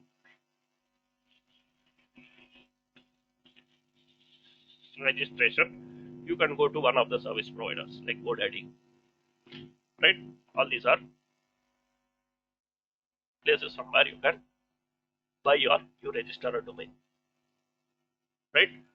So say you have a business, something like say AWS training.com, you want to search, you can search, right? If somebody has already bought this domain, you cannot buy it, right? So the cost is around 6 lakhs, right? So you can search for whatever domain you want. If it is available, you can buy it. If it is not available, obviously you cannot buy it, right? Two people, they cannot own the same domain, right? Say for example, here they have given some more examples, right? So you can purchase whatever domain that suits your business or what. That is called domain. You purchase a domain, you register a domain, basically for a year or something. Minimum is 1 year. You can't buy for a few days or something, right? So you can purchase your domain at GoDaddy, you can purchase at HostGator, right? There are many providers who sell domains, right? Uh, right? You can also buy it from AWS Route 53, right? You can go to the registered domains or something like that, right? You can go and say to register domain. So to practice this, you need to purchase a domain. There is no other way. If you want to practice Route 53 for public hosted zones, public domains, you need to purchase a domain. Minimum is around $11 or $12 it will cost you, right? You can search for some name, right? The name does not matter. You pick up whatever is cheap, right? Usually it is $11 to $12. Below that you will not get, right? You pick up something like .net or .in or something, just cheap, because for us the name does not matter. For practicing we need something. You just pick up whatever is cheap. Usually you will not get anything below $11, right? So you pick up something, add to cart, checkout, you have to pay for it, right? It will be built automatically to your AWS account, right? You can buy your domain on AWS, you can buy it on any other third party website also, right? All these are available, right? You can go and buy domains, right? GoDaddy and what is that other thing? You have in this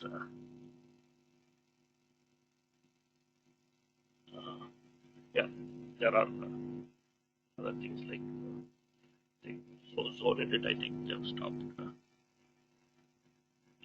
ZoneEdit is providing only DNS, like GoDaddy and what is that other thing? That thing name starts with M. I keep forgetting. Yeah. Network solutions, right? So all these are what do you say? Third-party providers from where you can purchase your domain and do other stuff also, hosting and right. So usually wherever you buy your domain, they will give you the DNS for that, right? They will give you the DNS control panel. Okay. Whether you buy on GoDaddy or the network solutions, right? There itself they will give you the DNS control panel for that, right? Where you can manage your DNS. So similarly, if you buy on Route 53, you can manage your DNS here. But remember, Route 53 is not only for domains that you buy on Route 53. You can buy your domain anywhere. You can host your DNS anywhere, right? They are like two different components, right? So first is domain, and then whenever you buy a domain, say for example, I have a domain called technoblog.com, right? I just bought some domain, right, called technoblog.com. Okay. So this domain I can buy anywhere. I have it on Route 53, right? So Route 53 will give me DNS for this by default. Suppose I have bought this domain on GoDaddy, right? GoDaddy will give me the DNS by default. So it is not compulsory that you have to use GoDaddy's DNS. I can keep my domain at GoDaddy, and for DNS I can use for DNS I can use Route 53. Okay, your domain and DNS don't have to be at the same vendor. they can be at different vendors, right? Your domain and DNS don't have to be at the same place, right? Your domain can be at one place. It can be GoDaddy, it can be Network Solutions, it can be Route 53 itself, right?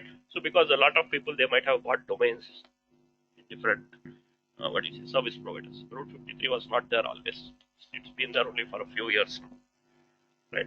So people who have already bought domains on GoDaddy or the Network Solutions, they can keep the domains here, right? These companies will also provide DNS feature, right? But now with everybody moving to the cloud, what people are doing is they are managing the DNS on Route 53. Domain, if they want, they can migrate to Route 53. But DNS, at least they are keeping the domain in GoDaddy and they are using Route 53 to perform the DNS. So think of the DNS like the address book or for your domain. DNS is like the address book, right? If somebody is coming to, so say I have this domain technoblog.com, right? So I will say technoblog.com. If somebody is coming to this domain, you go to my ELB where I have posted my application. If somebody needs to go to mail.technoblog.com, I will say you go to Gmail, something like this, right? So DNS is basically like the address book. So this address book you can maintain wherever you want. You can maintain it at the same vendor, or you can maintain it at AWS. On AWS, the service is called Route 53, right? So on Route 53, you can go purchase the domain and manage the DNS, or you can manage DNS for any existing domains that you might have at other service providers. Okay, so Route 53 provides both domain registration and DNS service. Some people use both, some people use just the DNS part. The domain they might have bought elsewhere and kept it there, right? So this is the first thing, domain registration. So if you want to practice public routing, then you need a domain. Okay, and then in Route 53, you have other concepts, right? We will see those one by one. But first, we are just talking in general about DNS, right? So now whatever we are seeing, it is not just Route 53, any DNS. This is just a high-level class on DNS, right? So the first thing in DNS is going to be your domain name, that is the registration. So you can buy some domain name, .com, .in, .net. So who controls all these things, right? Who says that you can buy only .com, or who says you can buy only .in, right? Any idea? I think it's based on the geographical thing. I think I'm not sure. Like dot in. Yeah, so it means it is in India, but who says that this extension can be only .in? Why can't I put something that I want? Why can't I put .ganesh? I think it's a type of like protocol. Yeah, so Protocol in the sense like a kind of it's not a standard. It's basically standard. you have this what do you say? It's controlled by this organization called Internic and ICANN. So they say what are the allowed top level domains. So this the last part of your domain name, that is the part. Say for example, I have now technoblog or let's just take a simple name, right? Let us just say abc.com, right? The last part of your domain name, right? The one on the extreme right is called the TLD. That is top level domain, right? So who says that what are the valid TLDs? Like I said, you can't put .ganesh unless Internic and ICANN say you can, right? They enforce these standards, right? So suppose we have this domain google.com. So multiple people, they cannot buy google.com. Like I told you, there are multiple service providers. GoDaddy, Network Solutions, Route 53. It does not mean GoDaddy can sell Google.com network solutions. If somebody has bought Google.com anywhere, other people cannot buy. Right? So say I bought Technoblog.com. I bought it on Route 53. Does not mean you can go to GoDaddy and buy the same domain. Right? So once you buy a domain at any vendor, these guys are authorized by this organization, Internic and ICANN. Right? These companies, they give permission for these providers to sell domains. So whenever I buy a domain in any of these, from any of these vendors, it is automatically updated.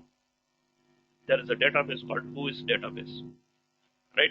So whenever somebody buys a domain anywhere in the world, it is updated in the Whois database, so that another person, he cannot buy the same thing again. Right? It does not matter where you purchase it, it is updated in the Whois database, which is maintained by these organizations. These are global organizations. Right? It is called the I think Internet Corporation for Assigned Names and Numbers. Right? They distribute the domain names under the TLD. Through these are called the you can say domain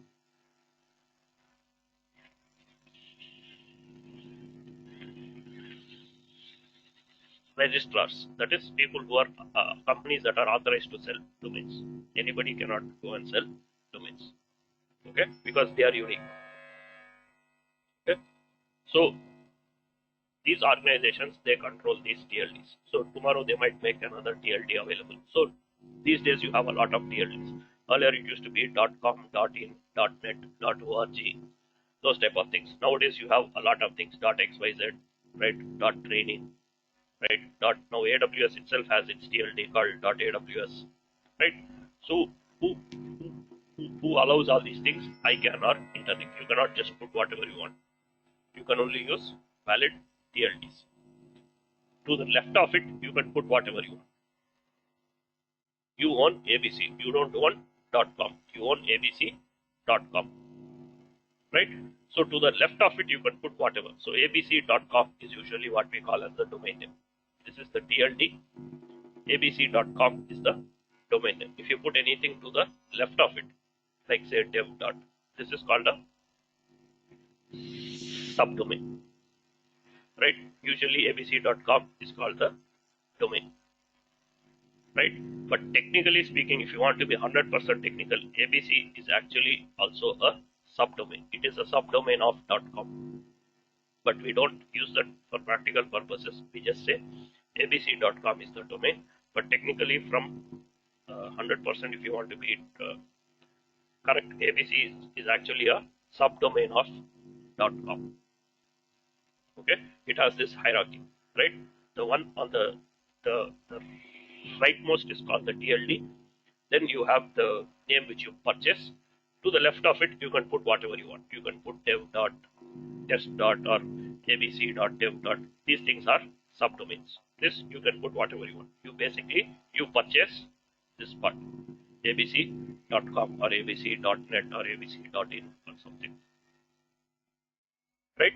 So this abc.com is called the domain, or ABC is also called the second level domain. This is the top level domain, right? Which is .com.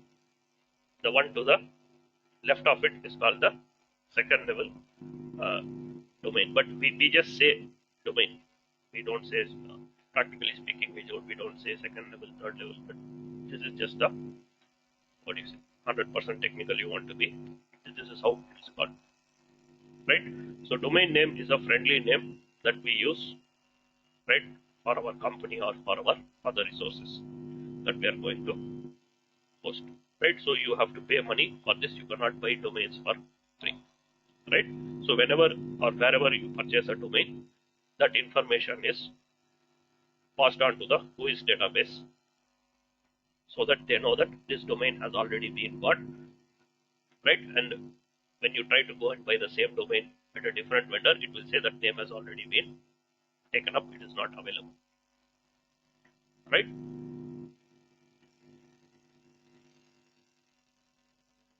Okay, so that is basically about the domain name. So wherever you buy the domain, whichever vendor you go and buy the domain, they will give you a DNS control panel for them. Mostly 99% of them will give you the DNS control panel. If you want, you can use their DNS control panel, or you can manage DNS using another service provider like Route 53. So here we are going to use Route 53 to manage the domain. If you want, you can purchase the domain also, Route 53. If you don't have it, if you have an existing domain, fine, right? So I have purchased my domain on Route 53, so I have both on Route 53, right? The next thing is IP address. We know what is an IP address, right? So what is an IP address? We saw in VPC you have private and public IP addresses, right? So private IP addresses work inside your LAN or work inside your VPC in AWS. Public IP addresses are routable over the internet, right? And then you have what you say. You have these are some of the terminology or stuff that some basic idea you need to have. Right? It might not be required, but just for the sake of what do you say, practicing Route 53, you need to know what are some of these things, right? So then you have something called name servers. Right? In DNS infrastructure, you have something called name servers. So these name servers are the actual servers which translate the domain name into IP address. So if I say xyz.com is pointing to some IP, say I have this domain, I am saying if somebody comes to my domain, it has to go to this IP. So where are these actually saved? Right? Where are these values saved? Right? These are actually saved, or the requests that are coming are handled by these name servers or domain name servers. Right? These are the servers which do the actual DNS work. These are the servers which do the actual DNS work. If you are having your own private DNS, say inside your VPC, right, or inside your office, right, they will have a DNS server hosted on Windows or Linux. They will have a DNS server. If you are using on AWS, the DNS server is provided automatically for your VPC. If you remember, in the VPC we saw that the first 4 IPs and the last IP you can't use. Out of that, I think the second IP was for the DNS server. So it is already there for you. The name resolution inside your VPC, they already have a local DNS server for you. Right? Inside the VPC, it is called local or private DNS. Right? Public DNS is for traffic going over the internet. For that, you need a public DNS server. So you can build your own DNS server if you want, right? There are tools and software available, but most of them they just use a service provider like Route 53 or GoDaddy. So here, for example, Route 53 will provide the name servers. That is the actual DNS servers which do this translation. Whenever a request is coming, right? Who is going to answer it? Route 53's name server. So the name server is the actual DNS server which does this translation for you. It is usually provided by the service provider. They will give you the URL for this. You have to use that in your DNS configuration. Right? They answer the DNS queries. So if somebody says xyz.com, where it should go, who answers that? It is that name servers which are provided by Route 53 or whoever the vendor is. Right? We will see all this when we open the Route 53 console and practice. Then you have a concept called the zone files. Right? In Route 53, they don't call it zone file, they call it hosted zone. Right? The term used on Route 53 is called hosted zone. But in general, in DNS, we call it a zone file. A zone file is where you have your DNS records. So what is this xyz.com pointing to 1.1? It is a record. It is one record, right? It is one DNS record. So like this, you might have multiple DNS records. Like I said,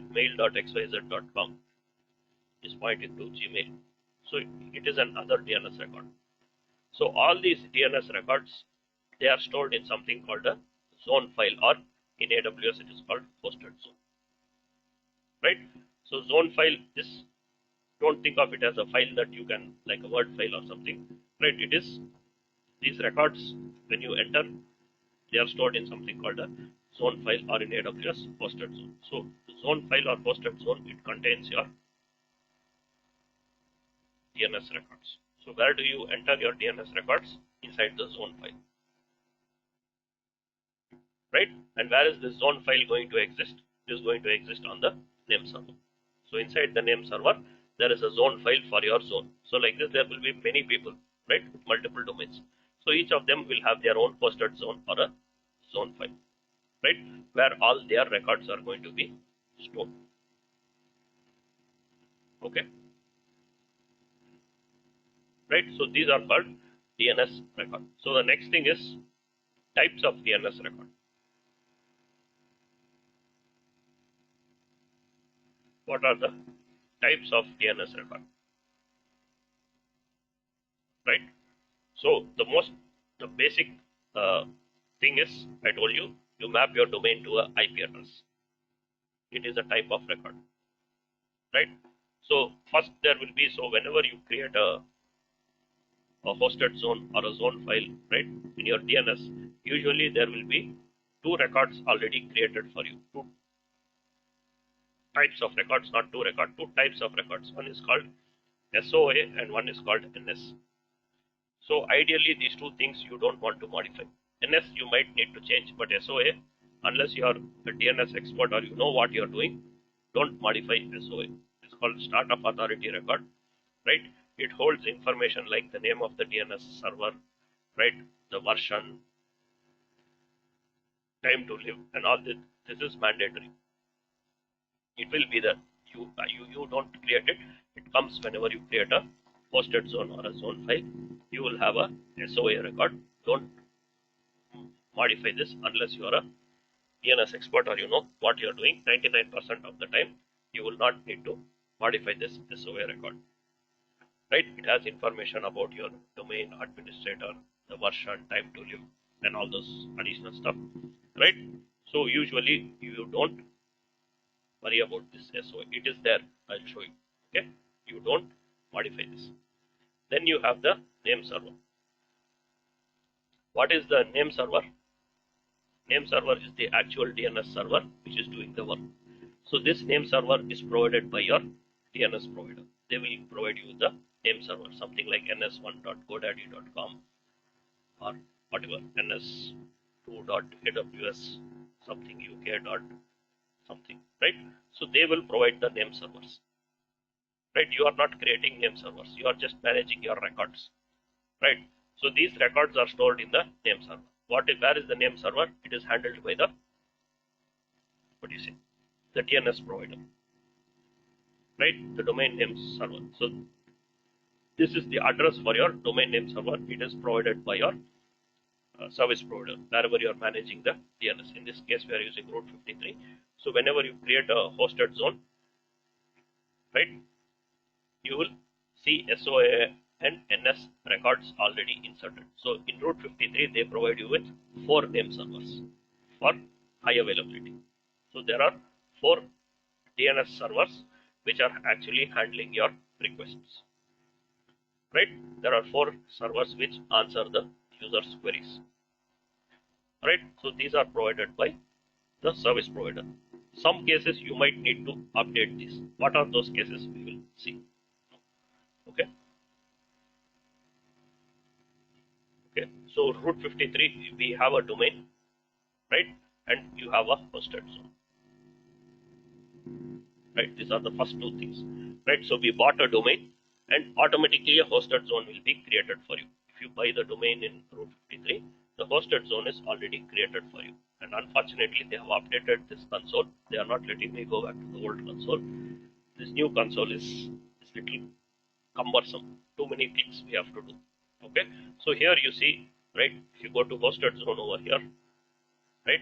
You see there is one hosted zone already because I bought the domain over here. They created a hosted zone. Suppose you bought a domain somewhere else, you can say create hosted zone. You can give your domain name, right? So I can go and create a hosted zone called google.com, let us say, right? And we are talking about public hosted zone, private hosted zone we will see later. Okay, first we'll finish public hosted zone. Public means traffic that is routed over the internet, right? Private means within your VPC, right? So to practice public hosted zone, you need your own domain. So let us say I'm saying I'm creating a hosted zone called google.com, right? And I'm saying create. So it will allow me to create. But do I own google.com? So if I go to this google.com hosted zone, so I have hosted zone, right? So if I go to my google.com, right, here is the zone file. This is the zone. You will not see the term zone file, but this is the zone file. See, here it says import. That is, if you have your DNS record somewhere else, you can import it here, right? So here you see SOA, they have a record. So you will have these two record types, SOA and NS already created, right? So SOA is, it has value, it has a value, right, URL, which specifies who is the, what do you say, who is the administrator for the zone, and the name of the DNS server for this zone 616, right? And where it is hosted. Actually, AWS uses third party, another third party for you to register the domain and those type of things. What is the TTL on these values, right? This thing you usually don't want to modify, right? What you might modify is the name servers, right? So simply because I create a hosted zone called thing, I can go and create a record also. I can say, for example, don't worry about, we'll see what is all this, right? I can go and say, right, I can say mail.google.com, right? I can say, I can put some IP address. Let us say I'm going to put some IP address. I'm saying define, right? So now what is happening is, I am saying, right, if somebody is coming to mail.google.com, it has to go to this IP. But will this work? Now if I say ping mail.google.com, it will go to some other IP because I don't own this domain, right? I can create whatever I want, but it will not work. These records are not live, right? Just because you create some hosted zone and you put your record, traffic will not go because you don't own this domain. Anybody can create any hosted zone, but if you are not the owner of the domain, it will not work because you need to update something called the name servers, right? Only the owner of the domain, they will have a place where they need to update these values. When you purchase a domain, right, it will be under here, under the registered domains. I'm not going to open that because if I click on this, you will see some personal information and all that. So I'm not going to click on that, right? Or what I can show you is a support case. So let me open a support case, right, for a recent issue, right? So over here, right, so wherever you buy your domain, over there you will have something called the name servers. There you have to update it. So who will be able to update it? Only the domain owner. I cannot go to the place where Google purchased their domain, right? But I can create hosted zone. It will not work. It is waste of time. So who can manage the DNS records for Google? Only the owner of google.com, right? These records are not live, right? So whenever you purchase a domain, okay, new console, right, they are making us click too much, okay. So here, for example, I had some problem with DNS, right? So here, for example, what you need to do is,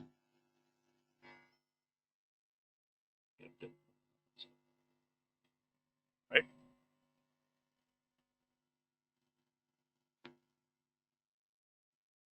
okay. So for whatever domain you own, so each domain vendor will have a slightly different interface, but the process is the same, right?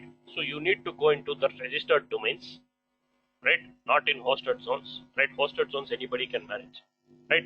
So wherever you own the domain, now say for example, right, like I said, some people might buy the domain somewhere, they might manage the DNS somewhere else, right? So in those cases, what to do, right? So you need to go into the registered domains wherever you've done, right? Each service provider will have slightly different interface, but the concept is same. You go to the actual domain, right? Over there, you will see something called add edit name servers. So there you have to update the name servers with the one provided for your hosted zone, right? So when I create a hosted zone for google.com, it gives me 4 name servers. So if I want these name servers to answer my DNS traffic, then I have to take these values and update it in the registered domains. But I don't register google.com. I don't have google.com. So unless you do that, these values will not take effect. Okay. So wherever you own the domain, over there you go and you update your name servers with the one provided over here. Otherwise, this hosted zone is no use, right?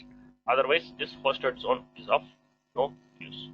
So who can update this? Only google.com. So google.com, they might have got their domain somewhere. In fact, they themselves are a domain register. They might have bought it through their own company, right? So where do you find all that information? You can check the whois database. You can search like whois.is, whois.domain. All this is publicly available information, right? If you want to go to the official, the website is this whois.icann.org or lookup.icann.org, right? So anywhere you buy a domain, right, or any domain, you can search who is the owner. Now let us say flipkart.com. You can say lookup, right? So here some information may be hidden, but you can see, right? They bought their domain from somebody. They are managing their DNS using Ultra DNS. These are the name servers for flipkart.com, right? Who is the registrant? You will see their address and all that. Some information might be protected, right? So Flipkart bought the domain at GoDaddy. GoDaddy is their registrar, right? They bought the domain at GoDaddy. DNS they can manage anywhere. They can put DNS on Route 53. They can put DNS. They are using Ultra DNS, right? Maybe their own DNS servers they have, right? Right? So Ultra DNS, right? So they can manage their DNS here also, right? So domain might be in GoDaddy, DNS might be somewhere else, right? So you can see that information, right? So Flipkart's DNS is managed over here. So who can access that? Only Flipkart can access. I can't go access their DNS, but I can create in Route 53, whatever it is, right? So what Flipkart needs to do, suppose they want to use Route 53 for DNSs, they have to create a hosted zone called flipkart.com, and AWS will give you some name servers. So these name servers they have to take and update it over here. Who can do that? They can do that only when they log into Ultra DNS and update it over there, right? So the only time when you will update your name servers is when you are creating a new record set, or creating a new hosted zone, or you have your domain elsewhere, you are managing your DNS elsewhere. So those type of cases you might need to update your name servers. Otherwise you don't need to do it, right? So if you have, say for example, your domain at GoDaddy, say I purchased my domain at GoDaddy, right? So GoDaddy will give DNS also. So in GoDaddy's DNS, they will have name server 1, name server 2.godaddy something, right? So say now I don't want to use GoDaddy DNS. I want to keep my domain at GoDaddy, but DNS at AWS. So I come to AWS, I go to Route 53, I go to hosted zone, right? I create a hosted zone. Say my domain is xyz.com. So I come here and say xyz.com, create a hosted zone. When I create a hosted zone, automatically I get name server and SOA. Name server I get name server 1, name server 2, name server 3, something like this. So now if I want to do, so now currently the DNS over here is live. So if I don't want to use GoDaddy's DNS, what I need to do is I need to take these 3 name servers and update it here, right? I need to take these 3 name servers and update it here. Only then this hosted zone becomes live. Until then it is just dummy, right? So this is the only time when you might need to play around with the name servers, right? The other way around, if somebody has bought their domain in Route 53, they want to manage the DNS in GoDaddy, then the other way around, they have to update the DNS records provided by that is the name servers provided by GoDaddy in Route 53. That is the only time you will modify the name servers. Otherwise you don't touch the name servers, right? Name servers are basically the servers which actually answer your DNS queries, right? So if you are managing your DNS in a different place, your domain is in a different place, then you need to update the appropriate name servers. Okay, so whoever is the owner of XYZ, only he will have access to the original DNS control panel. So over there he has to update it with the values provided by AWS. You take these 4 values and replace the existing thing. Now in Flipkart you saw they had something like ns1.ultradns.com. If Flipkart is going to use Route 53, what they need to do is they need to go to Route 53, create a hosted zone, flipkart.com, right? They will get name servers automatically. They have to take these name servers and update it at UltraDNS. So now they know. So sorry, not UltraDNS. They need to update it at GoDaddy because they bought their domain at GoDaddy, right? So Flipkart is using their domain at GoDaddy, but DNS at UltraDNS. So if they want to remove UltraDNS, what they need to do? Create this thing at Route 53, right? Then take these name servers and update it in GoDaddy. So at present, what they probably have done is they have their name servers. They are managing DNS in UltraDNS. The name servers provided by UltraDNS have been updated at GoDaddy. So you need to remove that from GoDaddy and update it with the new name servers. That's the only time you will modify the name servers. So who has access to that? Only the domain owner, right? Everybody cannot go and you cannot just create a hosted zone for whatever domain you want and add the records. It's of no use because these name servers are actually not answering the queries. There are other name servers which Google is managing, which handle the name servers, right? So let me delete this, right? And I'll delete the hosted zone also, right? Delete hosted zone,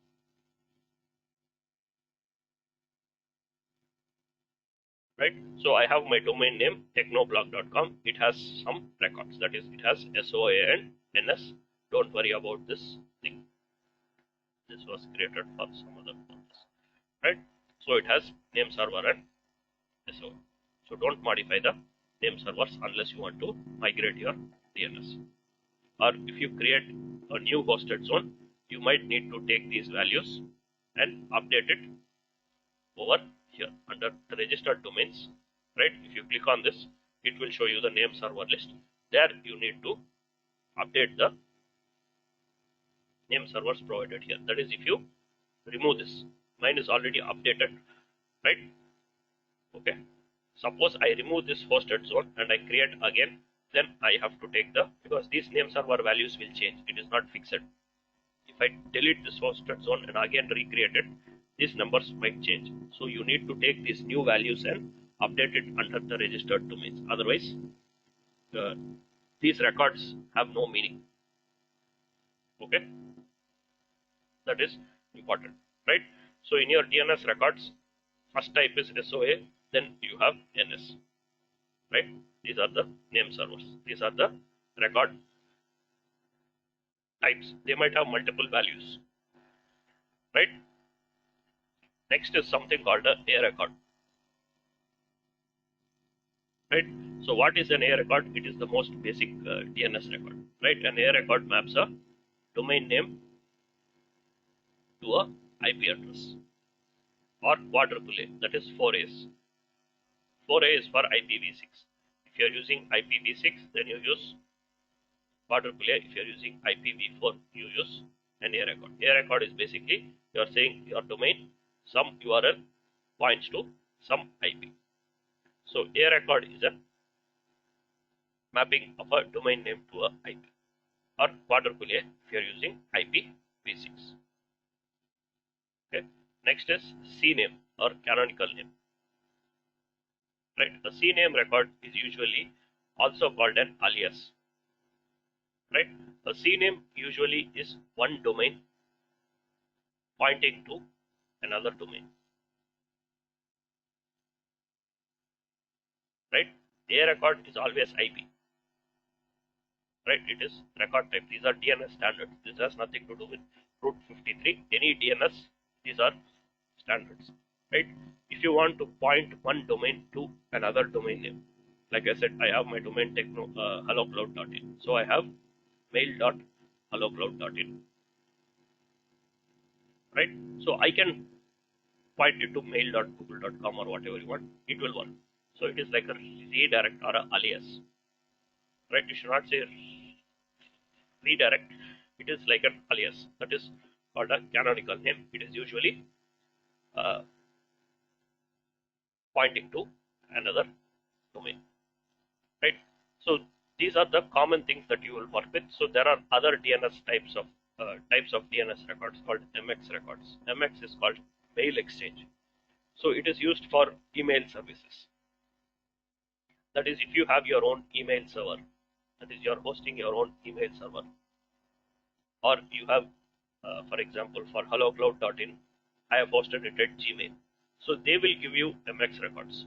This is for email infrastructure. That is to handle incoming mail. Right? MX records are used to handle incoming mail. Right? So if your domain, you're hosting email, either your own mail server or you're hosting it at Office 365 or Google, they will give you the MX records. Right? Without MX records, you cannot receive email. Right, for your own domain. So MX records are usually for incoming mail. It is usually provided by your email service provider, or if you have your own email server, you enter its IP address. If you have your own Exchange server or whatever email server, if you have your own infrastructure, you have to enter its IP address or domain name.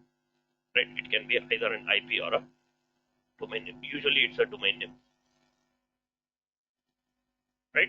So MX records are used for incoming mail. It's not SMTP. MX is for handling incoming mail. Whenever somebody emails you, how is the email reaching you? Because of the MX records. For example, if you host your email on Google, right?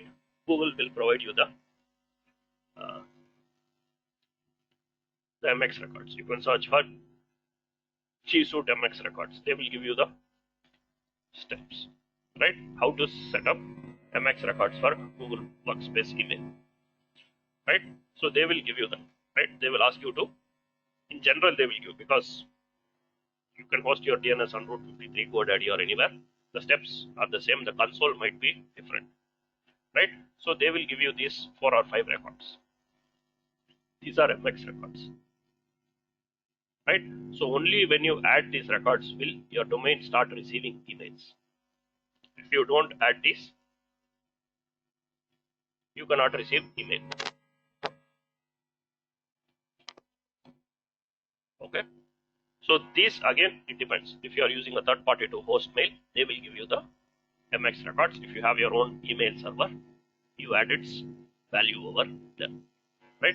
These are called MX records for handling email. That is, you are hosting your email elsewhere. Same thing, like Office 365 also might give you. right, for your domain, right? So each of them will give you those MX records, right? What is the MX record? What are the values they will give you, right, for your email to work, right? So similarly, you have other records also like TXT record, right? Right. So MX record, pointer record. Pointer record is also called a reverse DNS record, where it is like an IP address mapped to a domain. Pointer record is like you can say opposite of a record. It's also called a reverse DNS record, right? These are mostly used to combat spam and to make sure that the request, right, or the domain is the actual domain from where the traffic or is originating, right? To protect from spam, those type of thing, right? You have SPF, right? Sender policy framework, right? These are used to usually combat spam, right? So people can spoof email, right? Your email can appear to come from, say, hdfcbank.com, right? Sometimes you will see, right, mail which goes into the spam. It will say that it is coming from hdfcbank.com, but if you actually open and you see the header, it will come from somewhere else, right? So how are these email or these things able to filter out spam, or how do they think it is spam? Because these records don't match, right? Sender policy framework and pointer records, they help you identify whether it is actually coming from what it is saying it is coming from, right? So they are used for those type of things, SPF and pointer records for those type of things to prevent spam or to protect you from email spoofing and those type of things, right?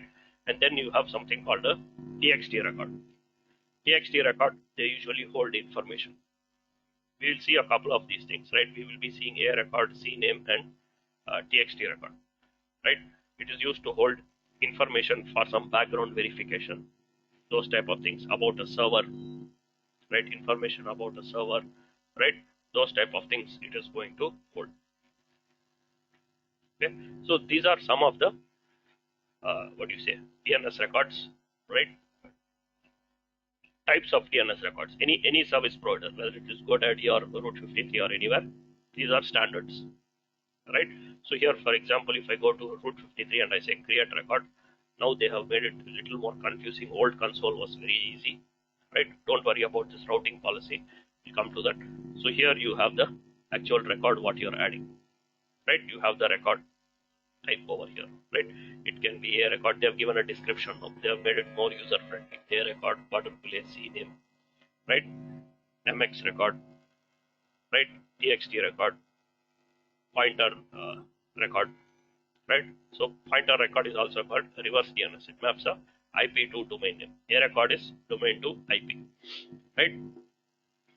SRV, SPF, right? These are all additional advanced stuff, right? These are the things. You cannot create name server. Name servers are automatically provided, so you can't create a NS record. You can just edit your existing NS record. Okay. So these are some of the types of DNS records that are available pretty much any service provider. Okay.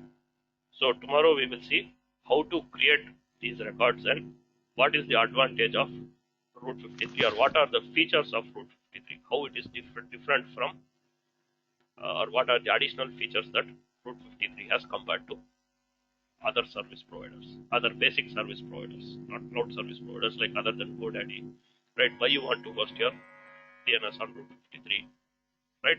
How to do it, what are the main thing is routing policies, right? So main thing in Route 53 what you need to be aware of is, right, what is just basic domain or domain to buy domain, right? They're not going to ask you how to buy, but basically these are the things that you can do in Route 53. You can buy your domain, you can host your DNS, that is called hosted zone. That is, you can manage your DNS, right? And while managing your DNS, you have different routing policies. This is what you need to be familiar from the exam point of view. What are the different routing policies? And then you have a concept called health checks. And then you have a concept called traffic flow. Traffic flow, just high level, you need to know because this comes in advanced networking, right? These are the four concepts that you need to know. So we have seen what is a domain. We have just seen basic what is a hosted zone and what are DNS records. So tomorrow we will be seeing in detail about the routing policies and health checks. Okay. Yeah, sure. Yeah.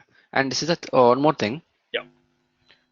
Yeah. So with respect to exam, for the practice of exam, right? Yeah. Like, like I mean, day before yesterday, not day before yesterday, like 3 days back, I have attended one mock test. Okay, Okay. the link, Which which is one? provided by this AWS. JON. Yeah, JON. One guy, JON. I don't know. I mean, online or Online. You know John Bosco, someone? No, it's online, right? Like yeah. Stephanie. Yeah, John. I only told this day. Yeah. That. Yeah. You only told, right? So, yeah, correct. This only. See, he's So there. attended. Okay, so Udemy also. He's there. I think. right, Or correct. Don Bosco something. I forgot. Yes. Correct. Same guy only. Yeah, this guy. Yes. Philip Okay, Chopra. so like, huh? Yeah. Go ahead. So I attended. Okay, just I give two shots. On this first time I got to 46%. Okay. Okay. And then I went through it. I got to know what are the errors, what made the errors. Like then I understand, try to understand it. And the second, I gave a second shot. This is the same retake exam. Okay. Okay. So I mean, I got 86 actually in that. Okay. 86. So I mean, it seems that some questions are fumbled. I mean, like it's not repeated. Some questions are repeated. Some questions not repeated when I retake the exam. So if I could do some 6-7 mocks, like whatever you give the link, right? Yes. That one and this all is coming like 7-8 mocks, then it's good to go with the exam, right? Yes. So basically, what you have to understand is how these people are providing these questions. Okay. So basically, it is very simple, but it is like what you say. It is like doing manual labor work. It is what many people think that they are providing their own questions. But basically, what practically is happening is, right? These people take the exam multiple times. Okay? So they are like full commercial guys, right? They are taking Okay. money and providing, right? So I'm not saying it is bad or good, but I'm just saying Fine. a lot of information is available for free also. But these questions, don't think that these people are creating their own questions. So what they do is Okay. what is the technique that they are doing is they attend the exam multiple times. Okay. So is it possible to attend? So is it possible to attend exams multiple times, the same exam? If you pay the money, you can attend. Okay. Right. So if you have that money, if you are they are giving the dumps and they are making money right back.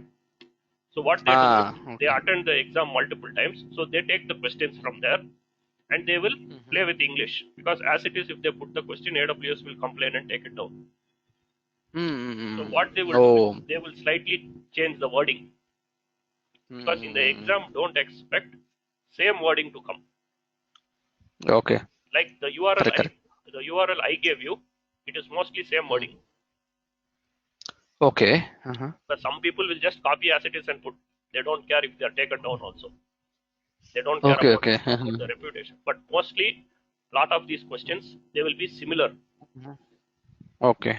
Right? He will copy from somewhere. They will copy from somewhere. It is all like mix and match. These people, nobody is sitting and manually creating questions. They are taking exam questions.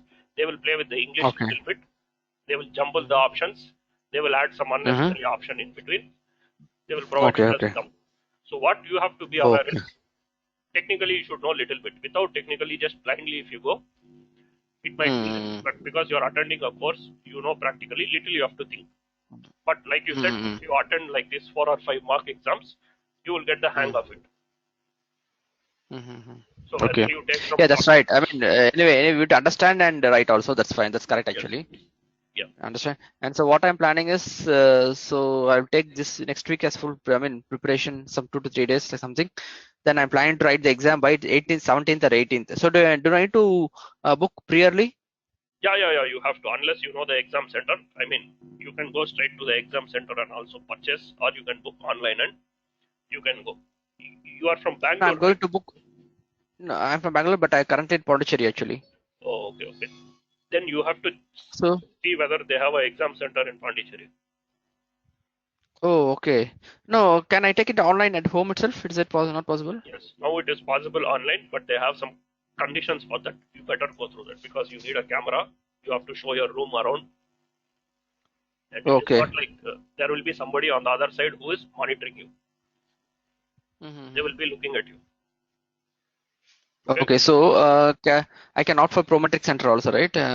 it is not on Prometric. I think it is Okay.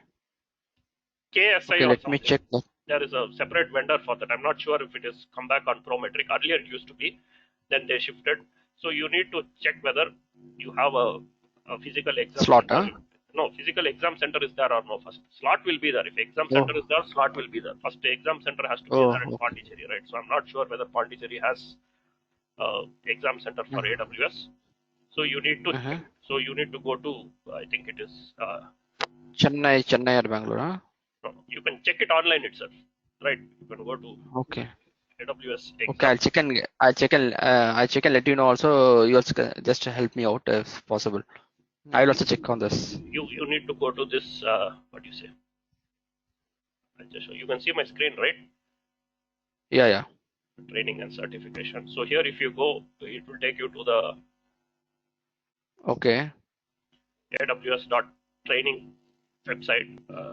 Go to certification, right? So here you need to create your account, right? Okay. Not your existing AWS account. Please create a new account. Okay. The URL is aws.training. Okay, got it. So Yeah, here got it. you create your account, right? You choose all regions. Don't So choose Japan or China. all regions, right? Okay. Yeah, all regions. So you just go through the steps, right? So here it is a separate account. Try to create, have a separate email ID. Create your account. Don't use your existing account, right? You create your Yeah. account, and there you will be able to search for exam centers. Okay, got it. Today I'll search. Yeah, I'll let you know. Or you can just speak with Okay. Manoj, right? He has already done, Yes. because I have not taken this exam in almost 2 or 3 years. Mine is also almost expired, I think. But now Okay. that, what do you say, the console has changed a little bit. So you just check Okay. with Manoj, right? The creating an account is pretty straightforward. You go to AWS.training, Fine. you create your account, and there you can search. But there you have to provide your address, all that phone number, all that information. You have to update. Okay. Otherwise, you will not be able to search for the exam. Okay. Got it. Now you can Okay. take it online also. That online instructions also they have specified, right? I think it is here AWS online proctored exam. They have some conditions for that, Okay. right? It is on Okay. Pearson. It is not Prometric. So check whether mostly a Pearson exam center should be there, right? In Pondicherry, I think Pearson is very common. Okay. Other one is KSI or something, I think, right? So here are the requirements Okay. if you want to do it from home, Okay. right? So these are the requirements. Yeah. You need a camera. They will ask you to show around your room so that you're not copying from a second monitor or somebody is helping you. So all those things are there, right? If you're taking it in an exam center, you just need to take 2 ID proofs and go. Not 1 ID proof, 2 ID proofs, your driver's license, credit card or something like that. You choose the thing, right? So these are the requirements, ID requirements. If you want to take it home. Okay. If you have an exam center, you can book it online, or you can go to the exam center and ask him to book it for you. They will also do. Sometimes they give discount if you go to the exam center directly. But you can do online also. You can book online. On the exam day, you can just go half an hour before and provide your ID proof and do the exam. Okay. But first, you just try to finish the link that I gave you. Around 200 questions are there, I think. Yeah, sure, definitely. Because I got that from an exam center person only. He told me that these Okay. questions are what are coming mostly. So Okay. you finish that and then you take other mock Yeah, tests definitely. multiple times. Take it multiple times so that it automatically by looking at the question you will be able to get a answer immediately. Okay. If you take 3-4 times the same Okay. questions, automatically you will Okay. know. Okay. Fine, for sure. Okay. So, So any of the questions, if yeah. you have any Thank doubt or you want to discuss, let me know, you. because those links which I gave you, right, those answers Yeah, may yeah. not be correct. Most of them will be correct, Okay.